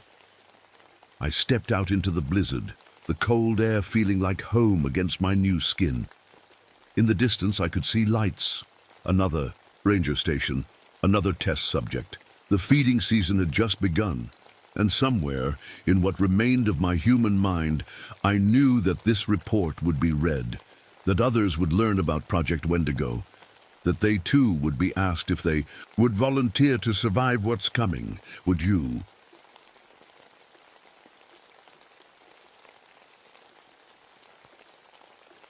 My name is Dave Brennan, and I've been a park ranger at Mammoth Cave National Park for almost 3 years now.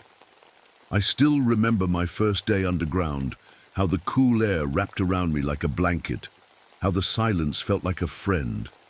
People think it's strange when I tell them I feel safer down here than I do up on the surface. They don't understand. Nobody does. The year is 1987, and the world above ground is a mess. Every day the news talks about Iran-Contra and government lies. People don't know who to trust anymore. Down here, at least I know where I stand. Or at least that's what I thought. It started with whispers. At first I blamed it on tourists wandering off the path, their voices bouncing off the limestone walls. That's what I told myself. Caves do funny things with sound. A whisper in one chamber can travel for miles through these tunnels, clear as day. Some days you'll hear laughter from tours that passed through hours ago. But these whispers were different. They came when nobody else was around, when I was alone on my final sweep before closing the park. He knows what you did, Dave. I spun around, my flashlight beam cutting through the darkness. Nothing, nobody. Dave! Why did you do it? The voice sounded like my father's, but that was impossible. My father was dead, killed in a mining accident 5 years ago. An accident that wasn't really an accident. I've noticed other things too. The limestone formations seem to be listening, recording. Sometimes when I pass by certain chambers, I hear conversations from weeks ago, my own voice echoing back at me, revealing things I never meant anyone to hear. My radio picks up strange transmissions, voices discussing geological assets and extraction opportunities in areas of the park that are supposedly protected. Company names I recognize from my mining days. But when I check the logs, there's no record of these broadcasts. The blind cave fish are acting strange too, swimming in formation patterns that remind me of classified documents I once saw about submarine movements. It's like everything down here is part of some big operation that nobody told me about. The air feels different lately, heavier, like it's filled with secrets pressing down on my lungs. Sometimes I have to stop and catch my breath, feeling like I'm drowning in knowledge I'm not supposed to have. And the formations, I swear they've moved. The stalactites and stalagmites aren't where they used to be. They're positioned in ways that make me think of microphones, of listening devices. Like every word spoken down here is being collected and stored. Yesterday, I stood in Echo River Hall and heard my own voice. Not from minutes ago, but words I haven't spoken yet. A warning, a scream, the sound of my own death. I know how crazy this all sounds. Maybe it's just the cave playing tricks on me. Maybe it's guilt eating away at my mind. Or maybe these ancient stones really do remember everything that's ever happened in their presence, including things that haven't happened yet. Either way, I can't shake the feeling that something down here knows what I did, what I helped cover up, and it's getting ready to make me pay. I just wish I'd realized sooner that when I came down here to escape my past, I was actually walking right into its open jaws. I wasn't always a park ranger. 5 years ago, I was a foreman at the Blackwater coal mine, just 30 miles from here. My dad worked there too. He was so proud when I got promoted to foreman, even though I was only 32. My boy, he'd say, slapping my back, running the show now. If only he knew what kind of show I was really running. The mine owners wanted more coal, faster, cheaper. They didn't say, cut corners on safety, not in those exact words. They just set impossible quotas and looked the other way when we had to bend the rules to meet them. I still see their faces sometimes. The men on my crew, Bobby with his jokes, Mike who was saving for his daughter's college, and my dad with his worried eyes whenever the gas detectors started beeping. We should evacuate, Dad said that day, looking at the readings. These levels aren't safe, Dave. But the quota was due, and the bonus money was good, so I told him the detector was broken. I told everyone it was broken. "Just 2 more hours," I said. "We'll fix it tomorrow." The explosion happened 45 minutes later. They said it was quick, that the men didn't suffer. I know that's a lie. I heard their screams over the radio before it went dead. The official report blamed faulty equipment. Not the foreman who ignored the warnings, not the company that pushed for more coal, no matter the cost. They even gave me a settlement payment. Blood money. What nobody knows, what nobody can ever know, is that Dad found something before the explosion. Papers in the manager's office showing this wasn't the first time. That there had been other accidents at other mines owned by the same company. All covered up, all profitable. Dad confronted me, said he was going to the authorities, said he had evidence. We argued at the coal face, away from the others. When he turned to walk away, I grabbed a pry bar. I still don't know if I meant to, kill him or just stop him, but when he fell, he hit his head on the mining equipment. There was so much blood. The explosion covered it all up. Perfect timing. They found his body near the blast site. No one questioned the injuries. I have scars too, not just the ones you can see on my arms and back from the rescue. The ones inside are worse. Every night I see their faces. Every night I hear them asking, why, when I took this ranger job, I thought the caves would be quiet. A place to hide, a place where the dead couldn't follow. I was wrong. These caves remember everything. The limestone formations record our voices, our breaths, our secrets. And lately, they've been playing it all back to me. Sometimes I take visitors through a tight passage we call the squeeze. They laugh nervously as they wiggle through. They don't know I've memorized every crack and crevice in these caves because I once looked for places to hide things. Or people. My ranger equipment isn't just for show. The extra rope, the crowbar, the collapsible shovel. I tell people they're rescue tools, and they are. But they could be used for other things too. Things I think about when the voices get too loud. Yesterday, a new tour group arrived. Among them was a young woman named Rebecca Torres, a geology student, smart, curious, asks too many questions. She reminds me of my dad. As I led them deeper into the cave, I couldn't help thinking how easy it would be if someone got separated from the group. How these caves have pockets no one has mapped yet. Places where sounds don't travel, where secrets stay buried. I fingered the handle of my flashlight, calculating how much force it would take. One more death to protect all my secrets. But I'm not that person anymore. I can't be, can I? Mammoth Cave has over 400 miles of mapped passages, I tell the tour group, shining my flashlight on the limestone walls. And we discover more every year. It's the longest known cave system in the world. The tourists nod and snap photos. All, except Rebecca Torres. She's studying the rock formations, running her fingers along the wall. Something about her makes me nervous. You seem to know a lot about caves, Miss Torres, I say, trying to sound friendly. You said you're studying geology? She looks up and smiles. Yes, but my focus is actually on cave acoustics. The way sound travels through these chambers is fascinating. My stomach tightens. Acoustics. Sound can do strange things in caves, she explains. A whisper in one chamber can be heard clearly half a mile away. Caves are like nature's recording studios. The other tourists have moved ahead, touching the formations despite my earlier warnings not to. But Rebecca stays close to me. I'm doing my thesis on how limestone might actually preserve sound waves, she continues. Like how tree rings record years of growth, I think these formations might hold echoes from the past. My mouth goes dry. That's just a theory, right? It's not really possible. That's what I'm here to find out. She pats her backpack. I've brought some equipment to measure acoustic anomalies. Park management approved my research project. Of course they did. No one consulted me. I'd love to have your help, Ranger Brennan, she says. You know these caves better than anyone. Maybe you could show me some of the less traveled sections. Areas with unusual echo patterns. This is bad, very bad, but I force a smile.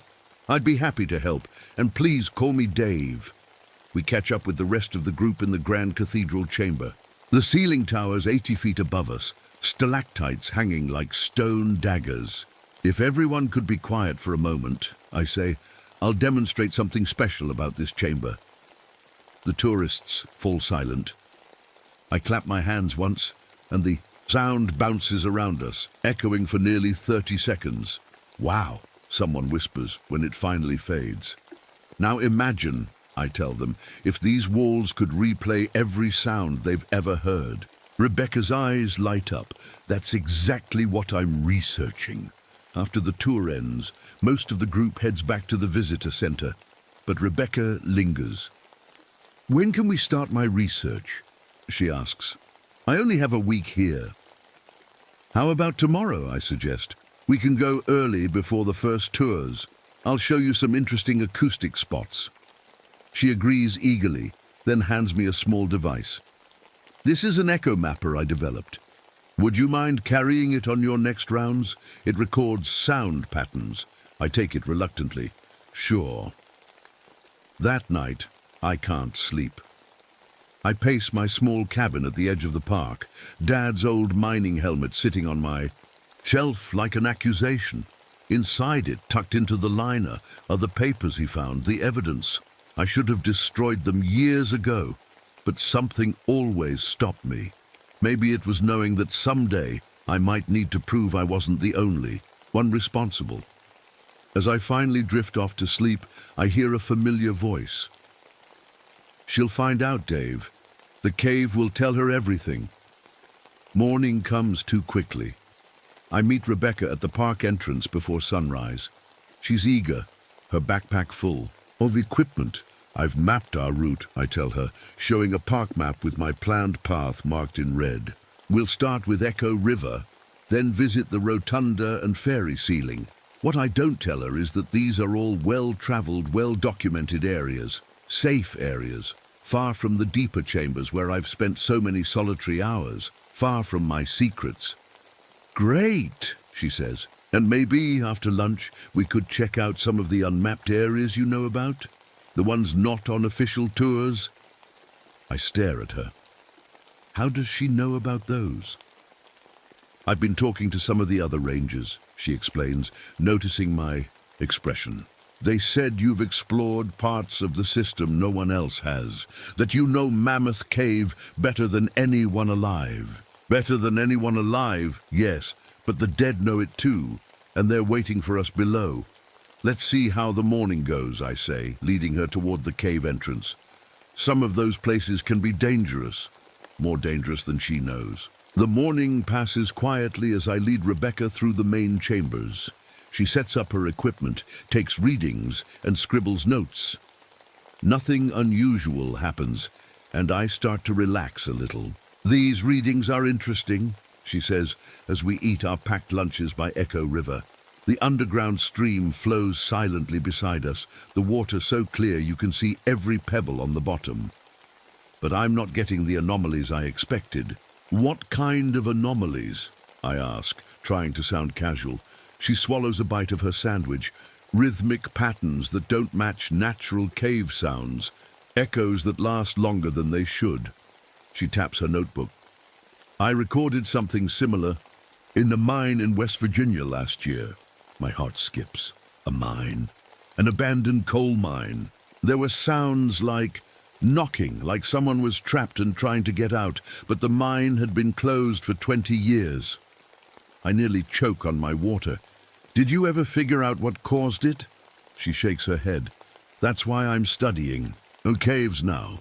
I think the limestone might preserve sounds from the past, like a natural recording device. After lunch, against my better judgment, I lead her deeper into the system, away from the tourist paths and into the narrower tunnels where the darkness feels alive.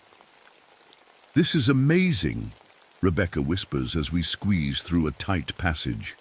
Her voice echoes, strangely coming back to us distorted, almost like different words. We should head back soon, I say. It's easy to lose track of time down here. Just a little farther, my equipment is picking up something interesting. We emerge into a small chamber I've never shown tourists. The walls are dotted with unusual formations, thin sheets of limestone that vibrate slightly with even the smallest sound. Rebecca sets up a device that looks like a small microphone connected to a screen. As soon as she turns it on, her face goes pale. "What is it?" I ask, moving closer. "Listen," she says, handing me a pair of headphones. I put them on and freeze. Through the static I hear a rhythmic pounding, steady, desperate, like fists against rock, like miners trapped behind a wall of collapsed stone. "It's just water. Dripping," I say, pulling off the headphones. "Sound plays tricks down here." "It's not water," she insists. "The pattern is too regular. And listen to this part." She adjusts a dial, and now I hear voices mixed with the pounding, muffled, distant. But I recognize one of them, my father. "Dave, help us, we're trapped." I yank the headphones off. "Your equipment is broken, we're leaving." "But now, Rebecca." As we gather her things, I notice something on the ground that wasn't there before. Small, white objects, arranged in a pattern. I shine my light on them. Cave crickets, dead. Their tiny bodies form letters. A name. Michael Foster. One of my miners. One of the men who died. I quickly scuff the arrangement with my boot before Rebecca can see it. "What was that?" she asks. "Nothing, just some dead insects." As we make our way back toward the main passage, I notice more strange things. Rust-colored stains seeping from the walls in places where the rock should be dry. The stains match the exact chemical signature of the equipment we used to tamper. With gas monitors, our flashlights start to flicker, though we both put in fresh batteries this morning. The temperature drops suddenly, our breath fogging in front of us. "Is this normal?" Rebecca asks, her voice tight with worry. "Sometimes the cave atmosphere changes quickly," I lie. "Nothing to worry about." But there is plenty to worry about, because now I notice that our equipment has been moved. The spare ropes and tools I left near the entrance to this section are now arranged in an arrow, pointing to a narrow crack in the wall. A crack that leads to a chamber I discovered years ago. A chamber where I hid things I never wanted found. "Did you move my gear?" I ask sharply. Rebecca looks confused. "No, I haven't touched anything of yours." A sound echoes through the tunnel. A voice. My voice. "No one will find him here. No one will know what really happened." Rebecca stares. At me. "What was that?" "Just the wind," I say quickly. "Air moving through tight passages can sound like voices. But there is no wind in this section of the cave." And the voice comes again, clearer now. "I had to do it. Dad was going to ruin everything, going to tell everyone what the company did, what I did." It's my voice repeating words I spoke in this very spot 3 years ago, words I spoke when I was alone, when I thought no one could hear. Rebecca's eyes widen. "Dave, what is this?" Before I can answer, more voices join mine, voices I recognize from the mine. Bobby, Mike, my father, each describing in horrible detail how I ignored warnings, falsified reports, silenced concerns. The air grows thick and acrid, smelling of coal dust and explosive gas. I start to cough, my lungs burning. "We need to get out of here," I gasp, grabbing Rebecca's arm. "Now!" As we hurry through the tunnels, the limestone walls seem to shift around us. Chambers I've known for years suddenly look different. Familiar passages lead to unfamiliar places. The cave is changing, or maybe it's showing me what was always here, hidden just beneath the surface, just like the truth. "Dave, what's happening?" Rebecca's voice shakes as we stumble through another unfamiliar passage. "I thought you knew these caves." "I do," I insist, though nothing looks right anymore. Something's wrong. The passages have changed. We reach a junction where 3 tunnels branch off. I shine my light down each one, trying to find something familiar. My beam catches something moving in the left tunnel, a dark shape, massive and shifting. "Hello?" I call out. "Is someone there?" No answer. But the shape moves again, not retreating, but growing larger, coming toward us. Let's try this way, I say quickly, pulling Rebecca toward the right tunnel. But she resists, pointing her light down the center passage. There's a draft coming from that one, she says. That means it leads out. She's right. Cave rescue basics. Follow the air. But something tells me we shouldn't go that way. Something is waiting for us. Trust me, I say, pulling harder. The right tunnel is safer. As we move down the right passage, the walls narrow until we're shuffling sideways. The rock feels different against my fingers, rougher, warmer, almost like coal. The passage suddenly widens into a chamber I've never seen before, but I recognize it instantly. The low ceiling, the support beams, the mining equipment scattered. Around, it's the Blackwater coal mine, the exact section where the explosion happened. This isn't possible, I whisper. Rebecca stares around in confusion. What is this place? We're still in Mammoth Cave, right? Before I can answer, a sound fills the chamber. The mechanical whir of drilling, the clank of shovels against rock, the voices of men calling to each other, my crew, my miners, and then the voices stop, replaced by a single sound. A steady beeping from a gas detector. The levels aren't safe, Dave. My father's voice clear, as if he's standing next to me. We need to evacuate now. It's just faulty equipment. My own voice replies. We'll fix it tomorrow. Keep working. Rebecca turns to me, her face pale in the flashlight beam. Dave, what is this? The beeping grows louder, faster. Warning of danger, warning of death. And then it appears. At first it looks like a cloud of dark dust swirling in the chamber, but the dust thickens, takes shape. A massive figure forms, towering nearly to the ceiling. A human-like body made of coal dust and broken mining equipment. Where its face should be, there's only darkness, with two glowing points like distant flashlights. But I can see parts of the miners in it too.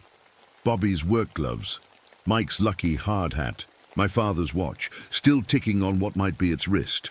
What is that? Rebecca screams, backing away. The thing speaks, its voice a terrible mixture of all my dead miners talking at once. Dave Brennan, foreman, safety officer, murderer. I shake my head, backing away. This isn't real. It can't be real. We know what you did, the creature continues, taking a heavy step toward us. The ground shakes. We know how you valued profit over lives, how you silenced those who would speak truth. I didn't mean for anyone to die, I say, the words spilling out before I can stop them. It was an accident. Was it? The creature's form shifts, revealing the face of my father for just a moment. Was it an accident when you struck me down? When you left me to die in the explosion you knew was coming? Rebecca's eyes widen. Dave, what is it talking about? Don't listen to it, I tell her. It's not real. It's some kind of hallucination from bad air. The creature laughs, a sound like rocks grinding together. The girl deserves the truth, Dave. Before she joins us, it reaches out one massive arm pointing at Rebecca. She knows too much already.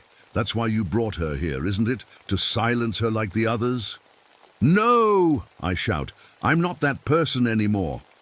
Aren't you? The creature moves closer, coal dust swirling around it.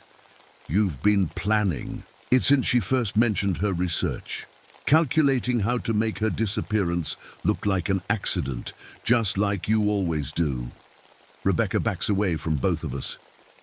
You were going to kill me? No, I swear, I say, but even I hear the doubt in my voice, because the creature is right. The thought had crossed my mind more than once. The entity grows larger, absorbing the coal dust from the air. You cannot lie to us, Dave. We are every worker sacrificed for profit, every life cut short by corporate greed, every death hidden behind paperwork and payoffs. It gestures, and the chamber transforms. The walls show scenes like movies, mining accidents across decades, men and women dying while executives count money. Safety inspectors taking bribes, politicians looking the other way. You are part of something bigger, the creature says. A system that values wealth over human life, that buries its crimes, along with its victims. I try to run, but my legs won't move.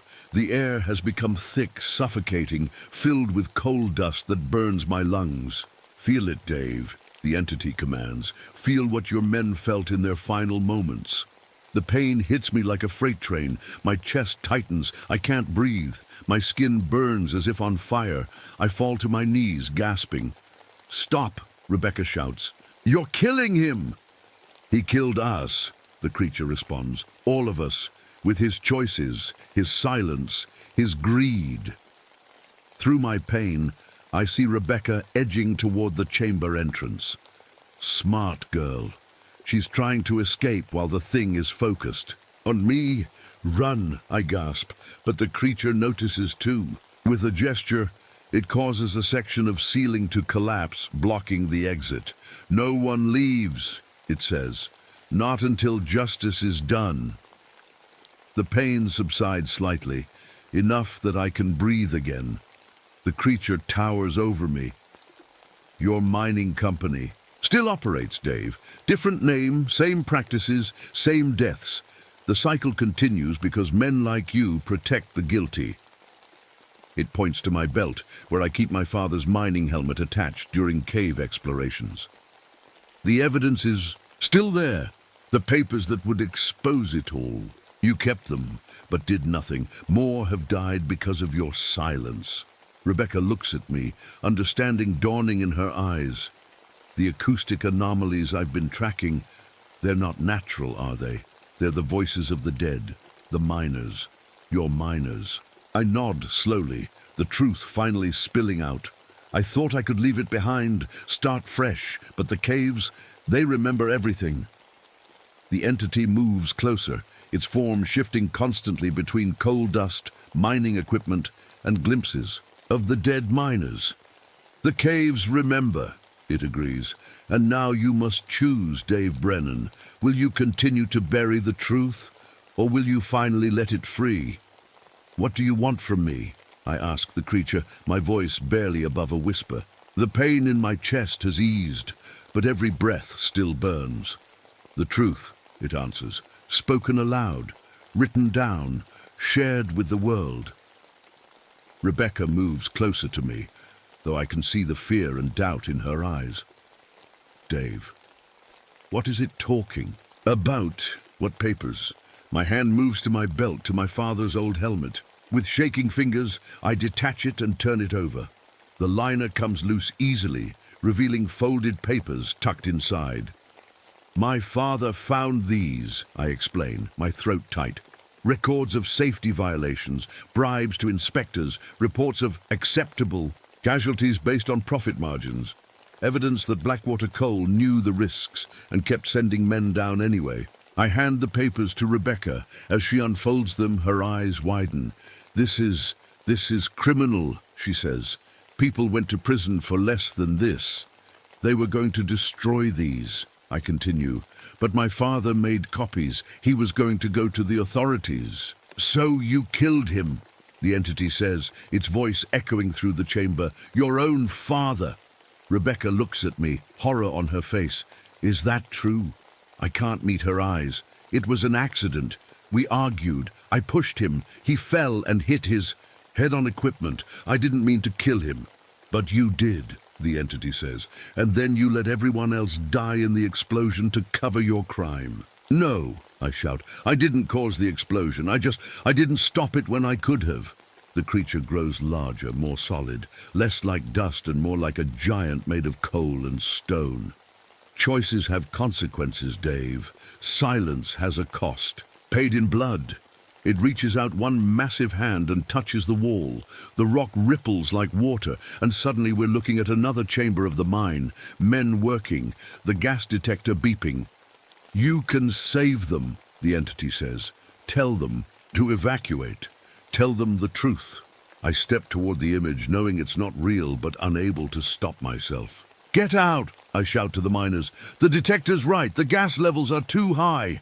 But they can't hear me. The scene plays out exactly as I remember. The men keep working. The beeping continues.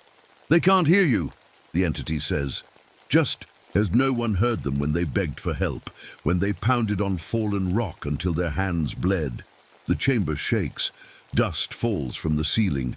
The images on the wall change, showing other mines, other accidents, other deaths.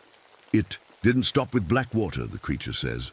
The same company bought other mines, changed its name, continued the same practices. More have died because the truth stayed buried. Rebecca holds up the papers. We can still expose them. Take these to the authorities. The entity turns its glowing eyes to her. If you leave this cave with those papers, the company will know. They have people everywhere, in the park service, in the police, in the government. They will silence you, just as Dave planned to do. I wasn't going to hurt her, I insist, but the lie tastes bitter in my mouth. Weren't you? The entity waves its hand, and the chamber fills with my thoughts from earlier. My calculations about how easy it would be if Rebecca got lost in the cave system. How no one would question a tragic accident. Rebecca backs away from me. You were planning to kill me. I thought about it, I admit, but I didn't do it. I wouldn't have. Just like you wouldn't have let your crew die, she asks. Just like you wouldn't have hurt your father. The ground shakes again, harder this time. A crack appears in the ceiling, spreading slowly across the rock. The cave is becoming unstable, the entity says. A decision must be made. Will you bury the truth again, Dave, or will you finally set it free? I look at Rebecca, at the papers in her hand, at the cracks spreading through the ceiling. I could still do it. 'Cause a cave-in. Make it look like an accident. Bury the evidence, and the only witness. Go back to my life as Ranger Dave, the man who tried to save a foolish student who ventured too deep. As if reading my thoughts, the entity speaks again. Choose, Dave Brennan, but know this, the cave remembers. The truth always finds a way. Out.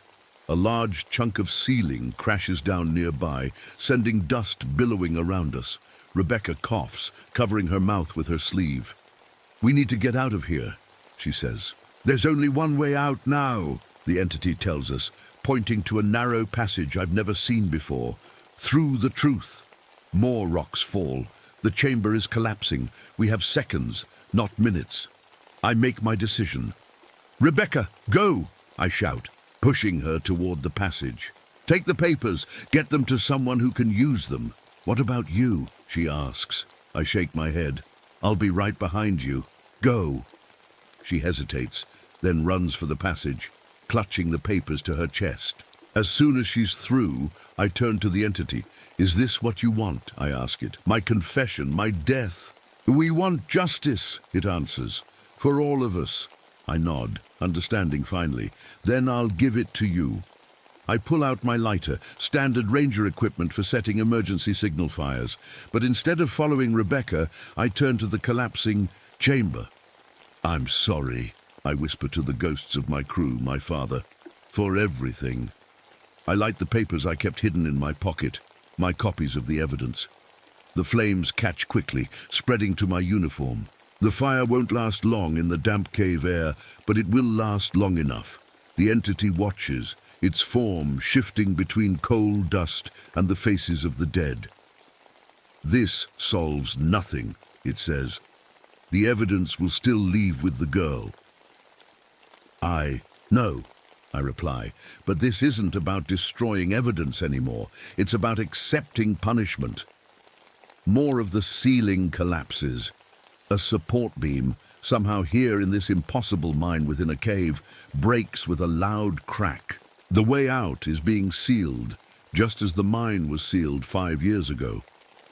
Tell them I pushed her to safety, I say to the entity as the flames crawl up my arm.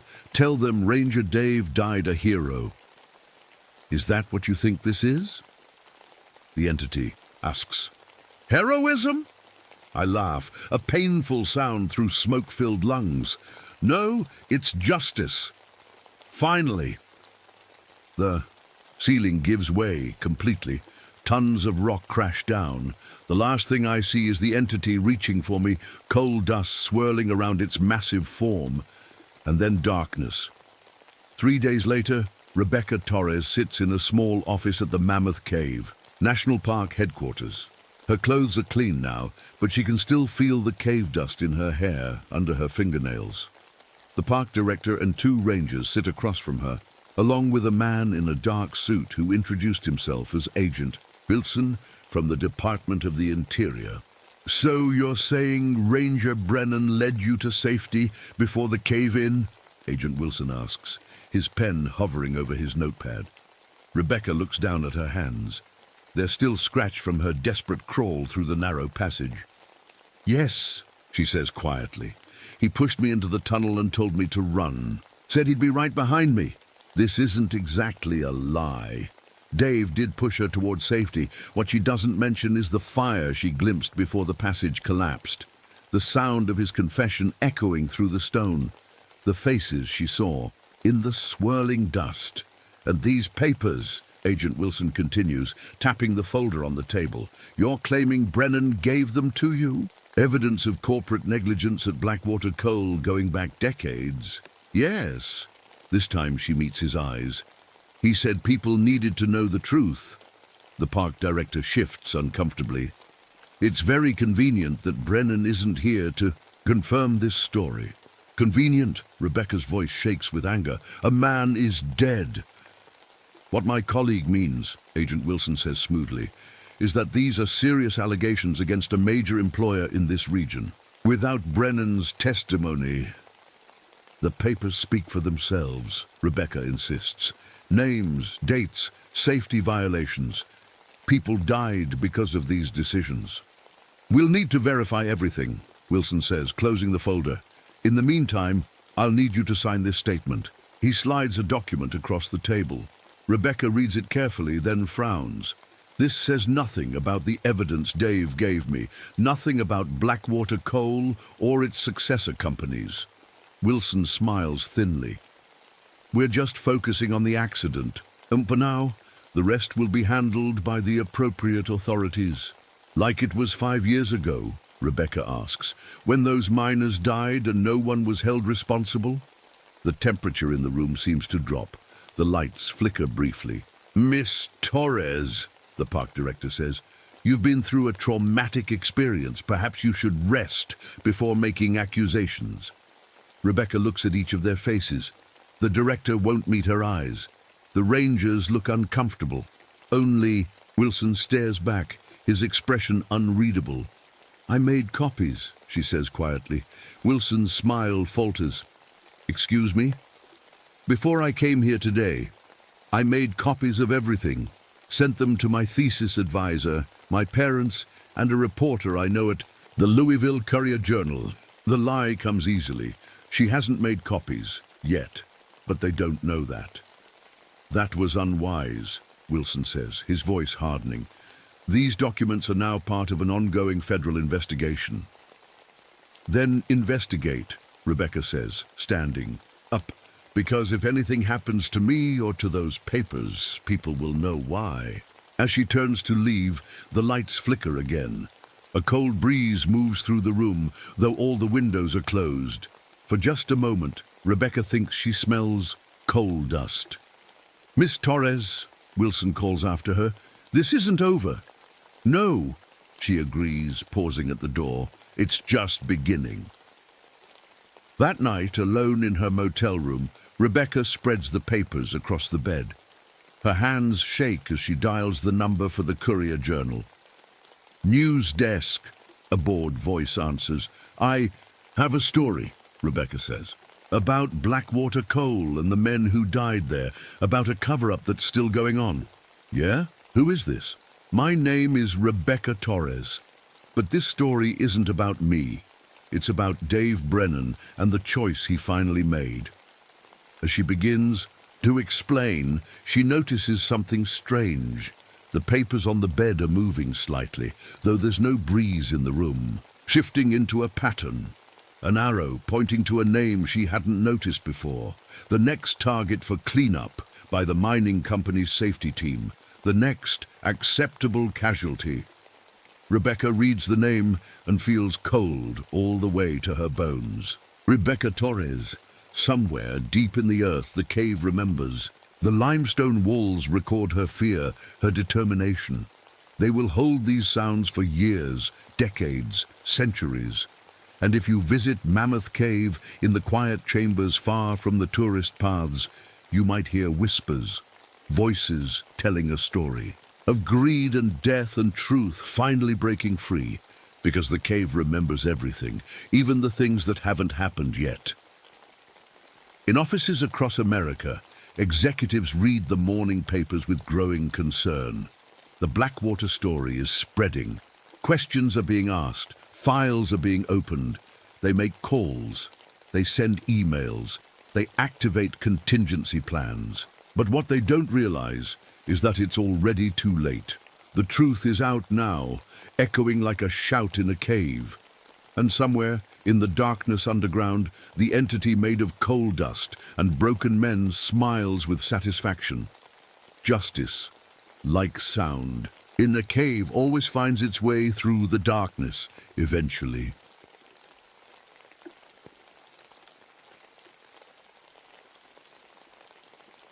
My name is Nathan Cross, and I've been a park ranger at Okefenokee Swamp for almost 3 years now. People call this place beautiful. They come here to take pictures of the cypress trees with Spanish moss hanging down like old beards. They point at the reddish water and say how pretty it looks in the sunlight. They don't know what I know. This morning I woke up before dawn like I always do. The mist was hanging low over the water as I took my boat out for the daily patrol. Something felt off. The water levels were down again, and not in the natural way that happens with the seasons. This was different. Areas that should be flooded were dry, with mud cracking in the sun. The cypress trees at the edges looked sick, their roots exposed. The Spanish moss hanging from them looked more like body bags than beards. I've heard rumors about illegal draining happening at night. Some big company wants to build here, but they can't just announce it. So they're killing the swamp slowly, making it look natural. The water itself tells another story. People think the red color comes from tree stuff. Tannins, they're called. That's what I tell the tourists too. But last week I took samples from the far eastern section where no tourists go. The tests don't lie. That's not natural color. That's chemical waste, made to look like it belongs here. Beautiful poison. I radio back to headquarters. Base, this is Cross. Eastern sector looks clear. That's what I'm supposed to say. That's what they want to hear. Copy that, Cross. Anything unusual to report? It's Johnson from the corporate cleanup team that's been here for months. They say they're helping preserve the swamp. I know better now. Negative, all normal. I lie, watching a group of alligators moving in a straight line, almost like they're marching. Alligators don't do that, not unless something's changed them. I've been seeing weird things lately. Water flowing uphill in some spots, sinkholes appearing overnight in patterns that look almost planned. And the animals, they're different. The alligators are more aggressive, but also smarter somehow. Last week, I swear I saw one watching me, turning its head to keep me in sight as I moved. That's not normal gator behavior. The air doesn't feel right either. The morning mist should be clean, but my throat burns after a patrol. Some mornings I see things that can't be there, like shapes moving under the water that are too big to be any creature that belongs here. The guys at the station say it's stress. Gulf War just ended and everyone's jumpy. Some of the new rangers are veterans, talking about chemical weapons and how exposure messes with your head. I drift past a section where the ground drops away suddenly. Another sinkhole, right where the water runs that reddish-purple color. I've mapped these sinkholes over the past month. They follow the exact route where those corporate trucks drive at night when they think nobody's watching. My radio crackles again. Cross, we're getting some unusual readings at Station 4. Can you check it out? On my way. I say, knowing what I'll find. Nothing. The sensors will be reset by the time I get there. They're not monitoring pollution, they're hiding it. As I turn the boat around, a fish floats belly up past me, then another, and another. Their scales are deformed, some with growths that look almost like words. Nature is trying to tell us something, trying to fight back against what we've done to it. What they've done to it, what I've let happen. I'm supposed to be protecting this place, but the swamp is dying and I'm just watching it happen. Maybe it's already too late.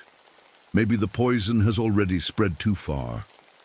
The mist swirls around me as I head back, and for a second I think I see a shape standing in the water ahead, something tall and wrong and angry. Then I blink, and it's gone. Just another hallucination from breathing these chemical fumes, I tell myself. But deep down, I know better. Something is waking up in the Okefenokee, something born from poison and neglect and corporate greed. And I have the terrible feeling it knows my name. I wasn't always a park ranger. 5 years ago, I worked for the EPA, the Environmental Protection Agency.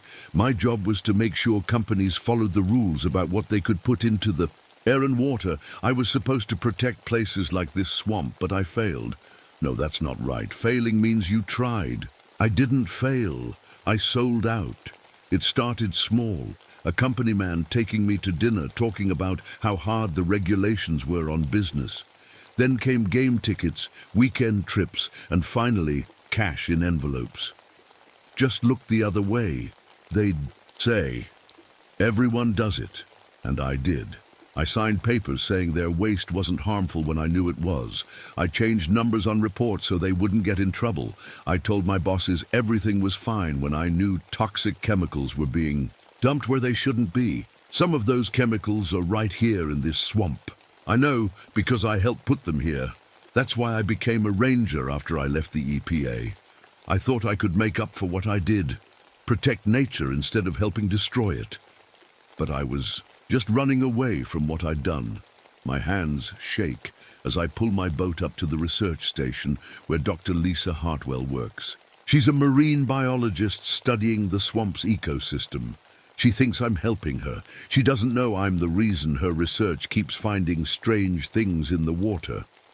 "Nathan, just the man I wanted to see," she calls out as I tie up the boat. She's holding a clipboard and wearing rubber gloves stained with swamp water. "I've got some unusual samples I want you to look at." My stomach tightens. What kind of samples? Fish with genetic mutations, and the pattern is, well, you need to see this. I follow her into the lab, a small building on stilts at the edge of the swamp. The walls are lined with equipment I helped get approved. Equipment that's supposed to detect pollution, but has been modified to hide it instead. Lisa pulls out a tray with 3 fish. Their bodies are twisted, with growths that form strange patterns. "Look at the markings," she says, pointing to the largest fish. "They almost form letters." I lean closer and my blood goes cold. The markings spell out Chemcore, one of the companies that paid me to look the other way. "Probably just random," I say, my mouth dry. "That's what I thought too, until I plotted where we found these specimens." She unfolds a map of the swamp. The deformities follow specific patterns concentrated in these areas. She's marked 5 spots on the map. They match exactly with locations where I approved chemical dumping. It's like the swamp itself is trying to tell on me. "I feel sick all the time lately," I say, changing the subject. "Headaches, trouble breathing." Lisa looks concerned. "You should see a doctor. Could be the water or air quality. Our equipment isn't picking up anything dangerous," but she doesn't finish the sentence, but I know what she's thinking. Something's wrong with our equipment. What she doesn't know is that it's supposed to be wrong. My ranger kit includes special meters to test water and air. The companies gave them to me. They look normal, but they're set to show safe levels even when the poison is strong enough to kill. "I'll run some more tests," Lisa says. "In the meantime, be careful out there." As I leave the lab, my radio crackles. Cross, we need you at the visitor center. The visitor center sits on land I personally approved for development. What the public doesn't know is that before it was built, trucks came at night for weeks, burying barrels deep in the ground. Now tourists walk on top of a toxic waste dump, and I smile and hand out maps, telling them which trails are safe. None of them are truly safe. I know that now. My chest feels tight as I walk. It's getting harder to breathe out here. Part of me thinks it's fair I should suffer from the same poison I helped put here. But the tourists, the kids who come to see alligators and birds, they don't deserve this. Neither does Lisa. She's trying to help, to understand what's happening to the swamp, and every day she gets closer to discovering what I did. Sometimes at night I think I hear voices in my cabin, whispers saying my name, telling me they know what I did. I tell myself it's just the wind or my guilty conscience, but deep down I'm starting to think it's something else, something growing in the poisoned waters, something that remembers who hurt it, and it's coming for me. A week has passed since Lisa showed me those fish. I've been avoiding the research station, making excuses about patrol routes and paperwork, but today she radioed me directly. "Nathan, I need you here now. This can't wait." Her voice sounded different, scared maybe, or angry. I couldn't tell, which was worse. When I arrive, Lisa is standing outside, waiting. Her face is pale, her hands shaking slightly as she holds a stack of papers. "I've been mapping the dead zones in the swamp," she says without greeting me, "areas where nothing grows anymore." She hands me the papers. They're maps with red circles, showing where plant life has died off completely. My heart pounds as you flip through them. The pattern is unmistakable. They match the locations of every company that paid me bribes. "What's strange," Lisa continues, "is how precise these dead zones are. It's like something deliberately killed everything in these exact spots." I hand the papers back, trying to keep my hands steady. "Could be natural. Swamps change all the time." Lisa shakes her head. "That's what I thought at first. Then I tested soil samples." She pauses, watching me closely. "The chemicals I found aren't in any of our database records, Nathan, but they should be. They're industrial compounds that should have been reported years ago." The look she gives me makes my skin crawl. Does she know? Has she figured out what I did? "I need to show you something else," she says, leading me into the lab. The research station sits on wooden stilts above the water. As we walk across the floor, I notice how the boards creak under our weight. This building is only 3 years old, but it sounds like it's falling apart already. Inside, Lisa points to a computer screen showing a satellite image of the swamp. "This is where our station is built." She zooms in, then pulls up an older image. "And this is what was here before they built it." The older image shows a clearing with dozens of industrial barrels. "This was a dump site," she says. "Someone approved building our research station on top of a toxic waste dump." That someone was me. I signed the papers that said this land was clean and safe to build on. I took $50,000 cash to do it. The station itself is making us sick, Nathan. The equipment, the water we use, it's all contaminated. As if to prove her point, a sharp smell suddenly fills the lab. It's chemical, burning my nose and throat. I recognize it instantly. Methyl benzoate with traces of sulfur compounds. It's a signature blend from Chemcor's plants. I remember the day their CEO handed me an envelope of cash while explaining how their waste disposal worked. "Do you smell that?" Lisa asks, coughing. "Yes," I say, my mouth dry. "We should get out of here." But as we turn to leave, the radio on my belt crackles to life. Instead of the usual static and voices, there's a recording playing. My voice. "The levels are within acceptable parameters," my recorded voice says. "Chemcor's disposal methods meet all EPA guidelines. I recommend approval of their permit." Lisa stares at me, her eyes widening. Nathan, what is that? I don't know, I lie, reaching to shut off the radio, but it gets louder. In exchange for expedited approval, my voice continues, I will accept the proposed consultation fee of $30,000. Lisa backs away from me. That's you. That's your voice. Lisa, I can explain. You did this? Her voice rises. You're the reason the swamp is dying? Before I can answer, we hear voices outside. Soft whispers that seem to come from the water itself. Dozens of voices, maybe hundreds, all speaking at once. What is that? Lisa asks. Moving to the window, I follow her, looking out at the swamp.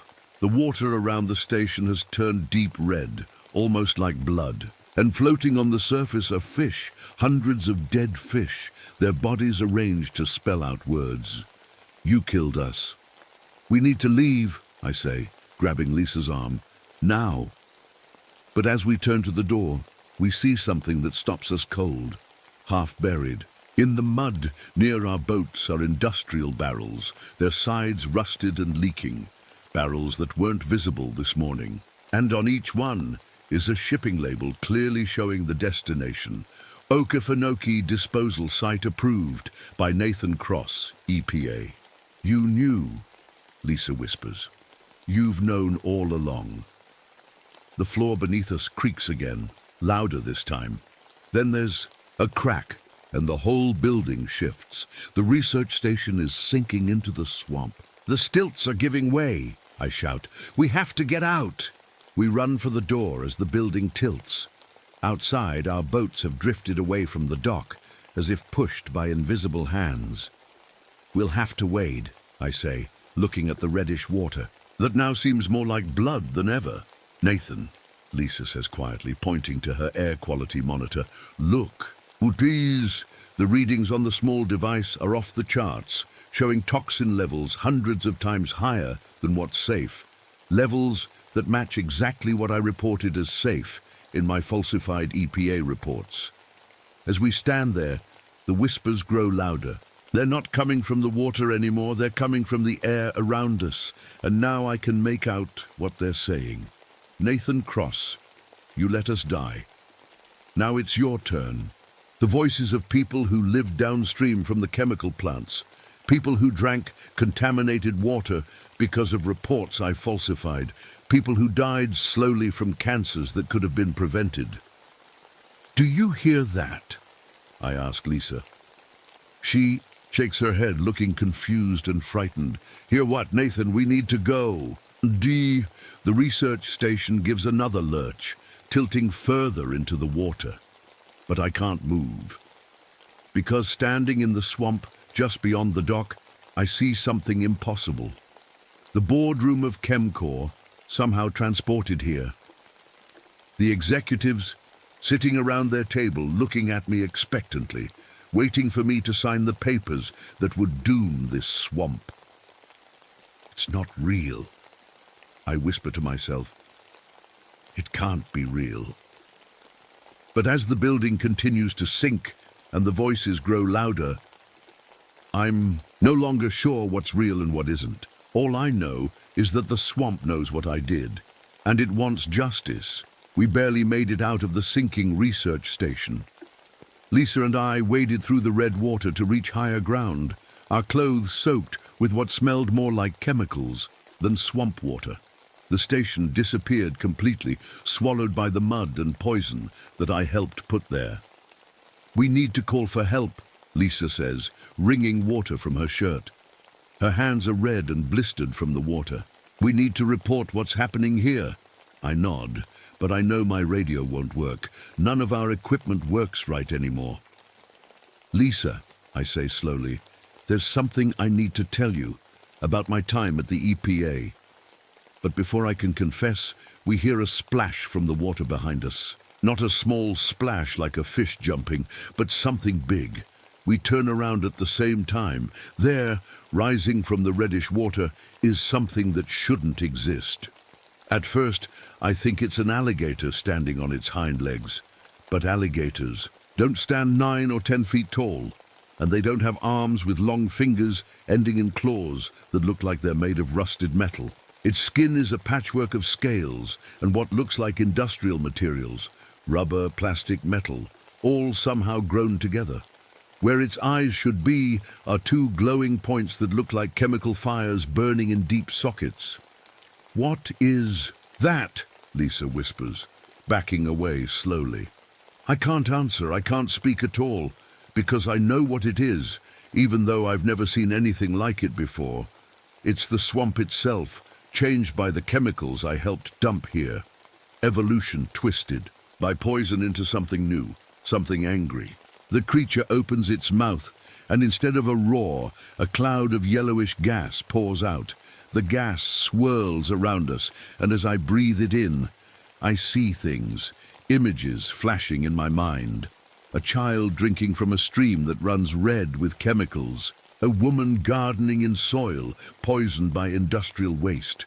A man fishing in waters where nothing healthy lives anymore.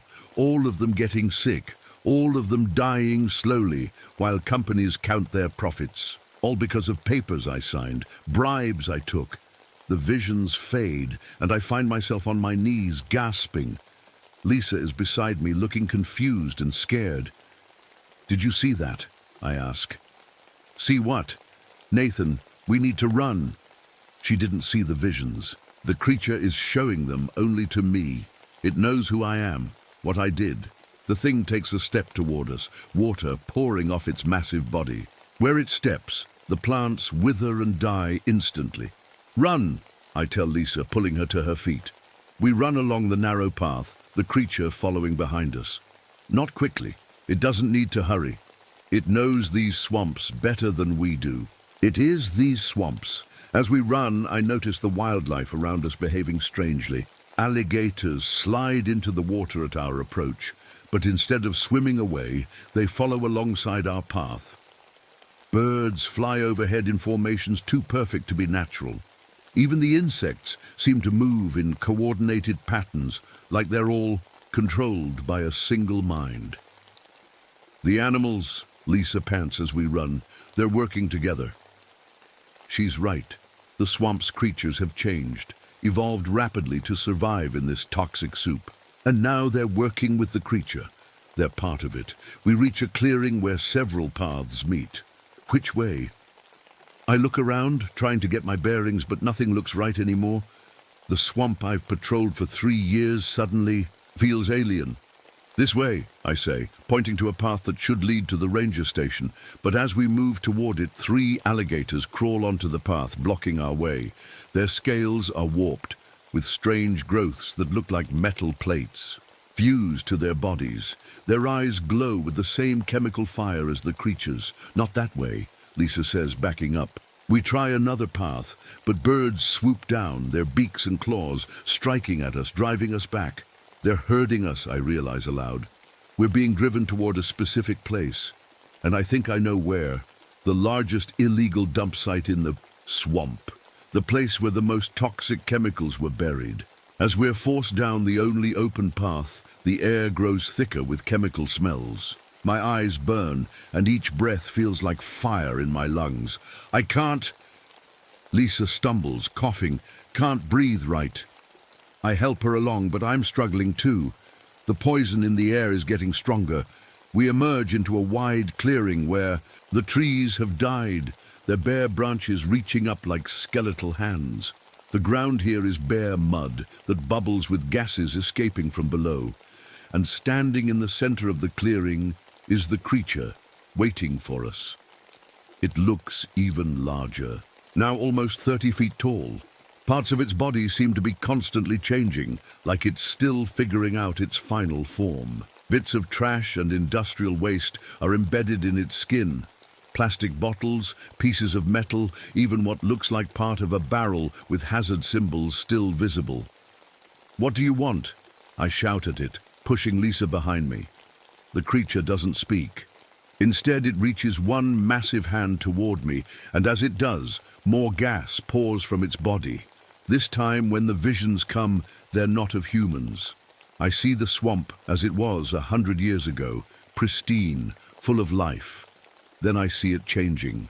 As humans arrive, pollution seeping in, animals dying, plants withering, the water turning toxic. And through it all, I see the role I played. Each falsified report, each bribe taken, each barrel of waste that should have been properly disposed of, but instead was dumped here to save money. The creature isn't just showing me what I did. It's showing me that it remembers. The swamp remembers. When the vision's clear, I find myself on my knees again. Lisa is shaking me. "Nathan, what's happening to you?" I look up at her, then at a creature. It's showing me what we did to this place, what I did, what you did. Lisa looks confused, then her eyes widen. Those recordings on the radio, that really was you. Before I can answer, the creature moves closer. I try to back away, but my body won't respond. I'm frozen in place. The creature leans down until its face is near mine. Up close, I can see that what I thought were scales are actually thousands of tiny mutated creatures, fish, insects, reptiles, all fused together into a new kind of skin. It's like the swamp has taken everything that managed to survive the pollution and combined them into this single entity. It reaches out one claw and touches my forehead. Instead of pain, I feel judgment. Like every living thing I've ever harmed is looking at me at once, judging me for what I've done. I try to pull out my knife, my gun, anything to defend myself. But the creature simply watches, almost curious. When I finally manage to draw my ranger's knife and slash at its arm, the blade just passes through like I'm cutting smoke. The creature can't be hurt by my weapons because it isn't really one thing. It's everything. It's the swamp's answer to what humans like me have done to it. "I'm sorry," I whisper, dropping the knife. "I know that doesn't fix anything, but I'm sorry." The creature tilts its head as if considering my words. Then it turns away, moving back toward the center of the clearing. For a moment, I think it's leaving, that maybe my apology meant something. Then the ground beneath us begins to shake. The ground shakes harder, and cracks appear in the mud. From these cracks, a red liquid bubbles up. Not water, but something thicker. It smells like chemicals and rust and decay. "We need to get to higher ground," I tell Lisa, grabbing her arm, but there is no higher ground anymore. The whole clearing is sinking, becoming a pool of red chemical soup. The liquid rises quickly, already up to our ankles. Where it touches my skin, it burns. "Nathan," Lisa says, her voice shaking with fear and anger. "You knew about this all along, didn't you? You helped make this happen." I can't lie anymore, not here, not now. "Yes," I admit. "I took money to look the other way, to sign off on dumping toxic waste here. I told myself it wasn't that bad, that the swamp could handle it." I look at the creature watching us, at the dead trees, at the red poison rising around us. I was wrong. Lisa stares at me, and I see the moment when everything clicks into place for her. "All my research," she says quietly. "All the mutations, the dead zones. I've been documenting your crimes without even knowing it. The red liquid is up to our knees now. Each passing second brings more pain as the chemicals eat at our skin. I need to get you out of here," I say. "You have the evidence. You can expose what happened here." "Both of us," Lisa insists. "We're both getting out." But I know better. The creature isn't done with me yet. The swamp wants justice. The liquid continues to rise, now at our waists. The pain is getting worse. My legs feel like they're on fire. "There!" Lisa points to a fallen tree that bridges part of the clearing. "We can use that to get across." We wade toward it, fighting against the thickening liquid. But as we get closer, I notice something. The tree isn't a tree at all. It's a massive pipe, one of the ones used to pump waste into the ground. And printed on its side is the logo of a company I remember well. The same company that gave me my biggest bribe. The creature moves, sliding through the red liquid like it's clear water. It positions itself between us and the pipe. It doesn't want us to leave, I say. What does it want? Lisa asks, her teeth chattering from pain and fear. I look at the creature, at its eyes burning like chemical fires, and I know. It wants me to choose, I say, to finally take responsibility. I reach into my pocket and pull out my ranger's notebook. Inside is everything I know, names of companies, dates, of illegal dumping, amounts of bribes, locations of waste sites. I've been keeping it for years, telling myself it was insurance, but really, it was evidence of my guilt. Take this, I say, handing it to Lisa. It's waterproof. Inside is everything you need to expose what happened here. Names, dates, amounts, everything. Lisa takes the notebook. What are you going to do? I look at the creature, then back at her. I'm going to give it what it wants. Before she can stop me, I wade deeper into the red liquid toward the creature. The pain is almost unbearable now. Each step feels like walking through fire. You want me? I shout at it. Here I am! Leave her out of this! She's innocent! The bow creature turns its burning gaze fully on me. Again, that gas pours from its mouth and I'm hit with more visions. But different ones this time. I see myself confessing to my crimes. I see the companies being held accountable. I see the swamp being cleaned up, slowly healing. I see a future where I'm not part of the cover-up anymore, where I help fix what I broke. When the vision's clear, I understand. The creature, the swamp, doesn't just want revenge. It wants healing. It wants the truth to come out. I'll do it, I tell the creature. I'll tell everyone what happened here, what I did. I'll make it right. The creature watches me for a long moment, then slowly it sinks back into the red liquid until only its glowing eyes remain visible. The ground stops shaking. Nathan, Lisa calls. The liquid is draining. She's right. The red poison is receding, flowing back into the cracks in the ground. Within minutes, we're standing in mud again, our skin raw and blistered but alive. What just happened? Lisa asks. I think we made a deal, I say. The swamp is giving us a chance to set things right. We make our way back toward the ranger station, following trails that now seem to open up for us instead of being blocked. The animals watch us pass but make no move to stop us. At the station, most of the other rangers are gone, evacuated according to a note left behind. Reports of toxic gas and contaminated water led to an emergency protocol being activated. We need to call the real EPA, I tell Lisa. Not the people I used to work with, but the ones who actually care. They need to know everything. Lisa holds up my notebook. With this, they'll have to listen. I nod, but a wave of dizziness hits me. I stumble, catching myself on the edge of a desk. Nathan? Lisa looks concerned. Are you okay? I'm not. My skin isn't just blistered. It's turning a strange color where the chemicals touched it. My breathing is getting harder. The exposure was too much, too long. You need to get to a hospital, Lisa says, but I shake my head. Not yet. First, we make the call. We tell them everything. As Lisa dials the phone, I look out the window at the swamp. In the distance, I think I can see the creature watching us, making sure we keep our end of the bargain.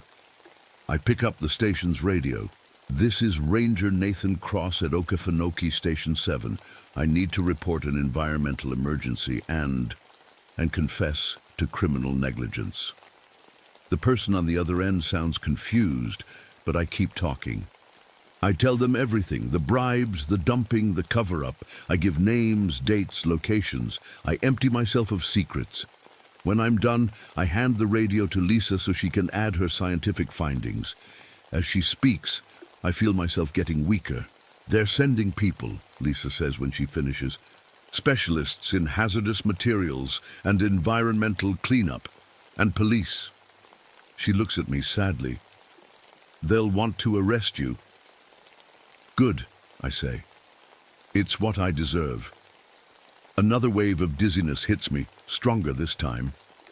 I slide to the floor, my back against the wall. The pain is spreading through my body. My skin feels like it's on fire. Nathan! Lisa kneels beside me. Hold on, they're sending medical help too. But I know it's too late for me. The chemicals in that red liquid were too concentrated, too toxic. My body is shutting down. It's okay, I tell her. This is fair. The swamp is just collecting what I owe.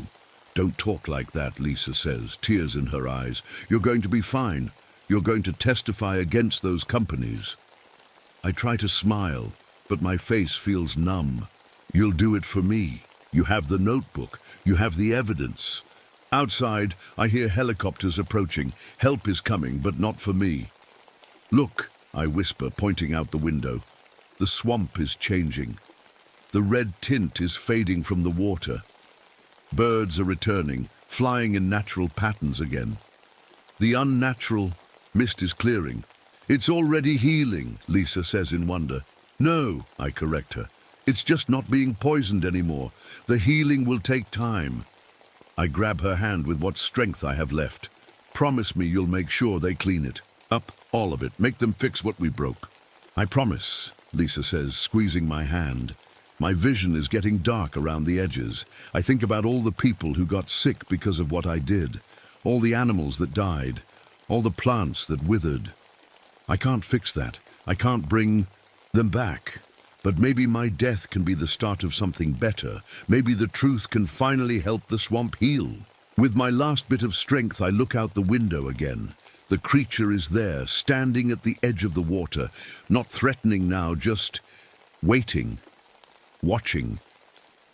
As the darkness closes in, I think I see it nod at me. A gesture of not forgiveness, exactly, but acknowledgement, a deal fulfilled. Then everything goes dark.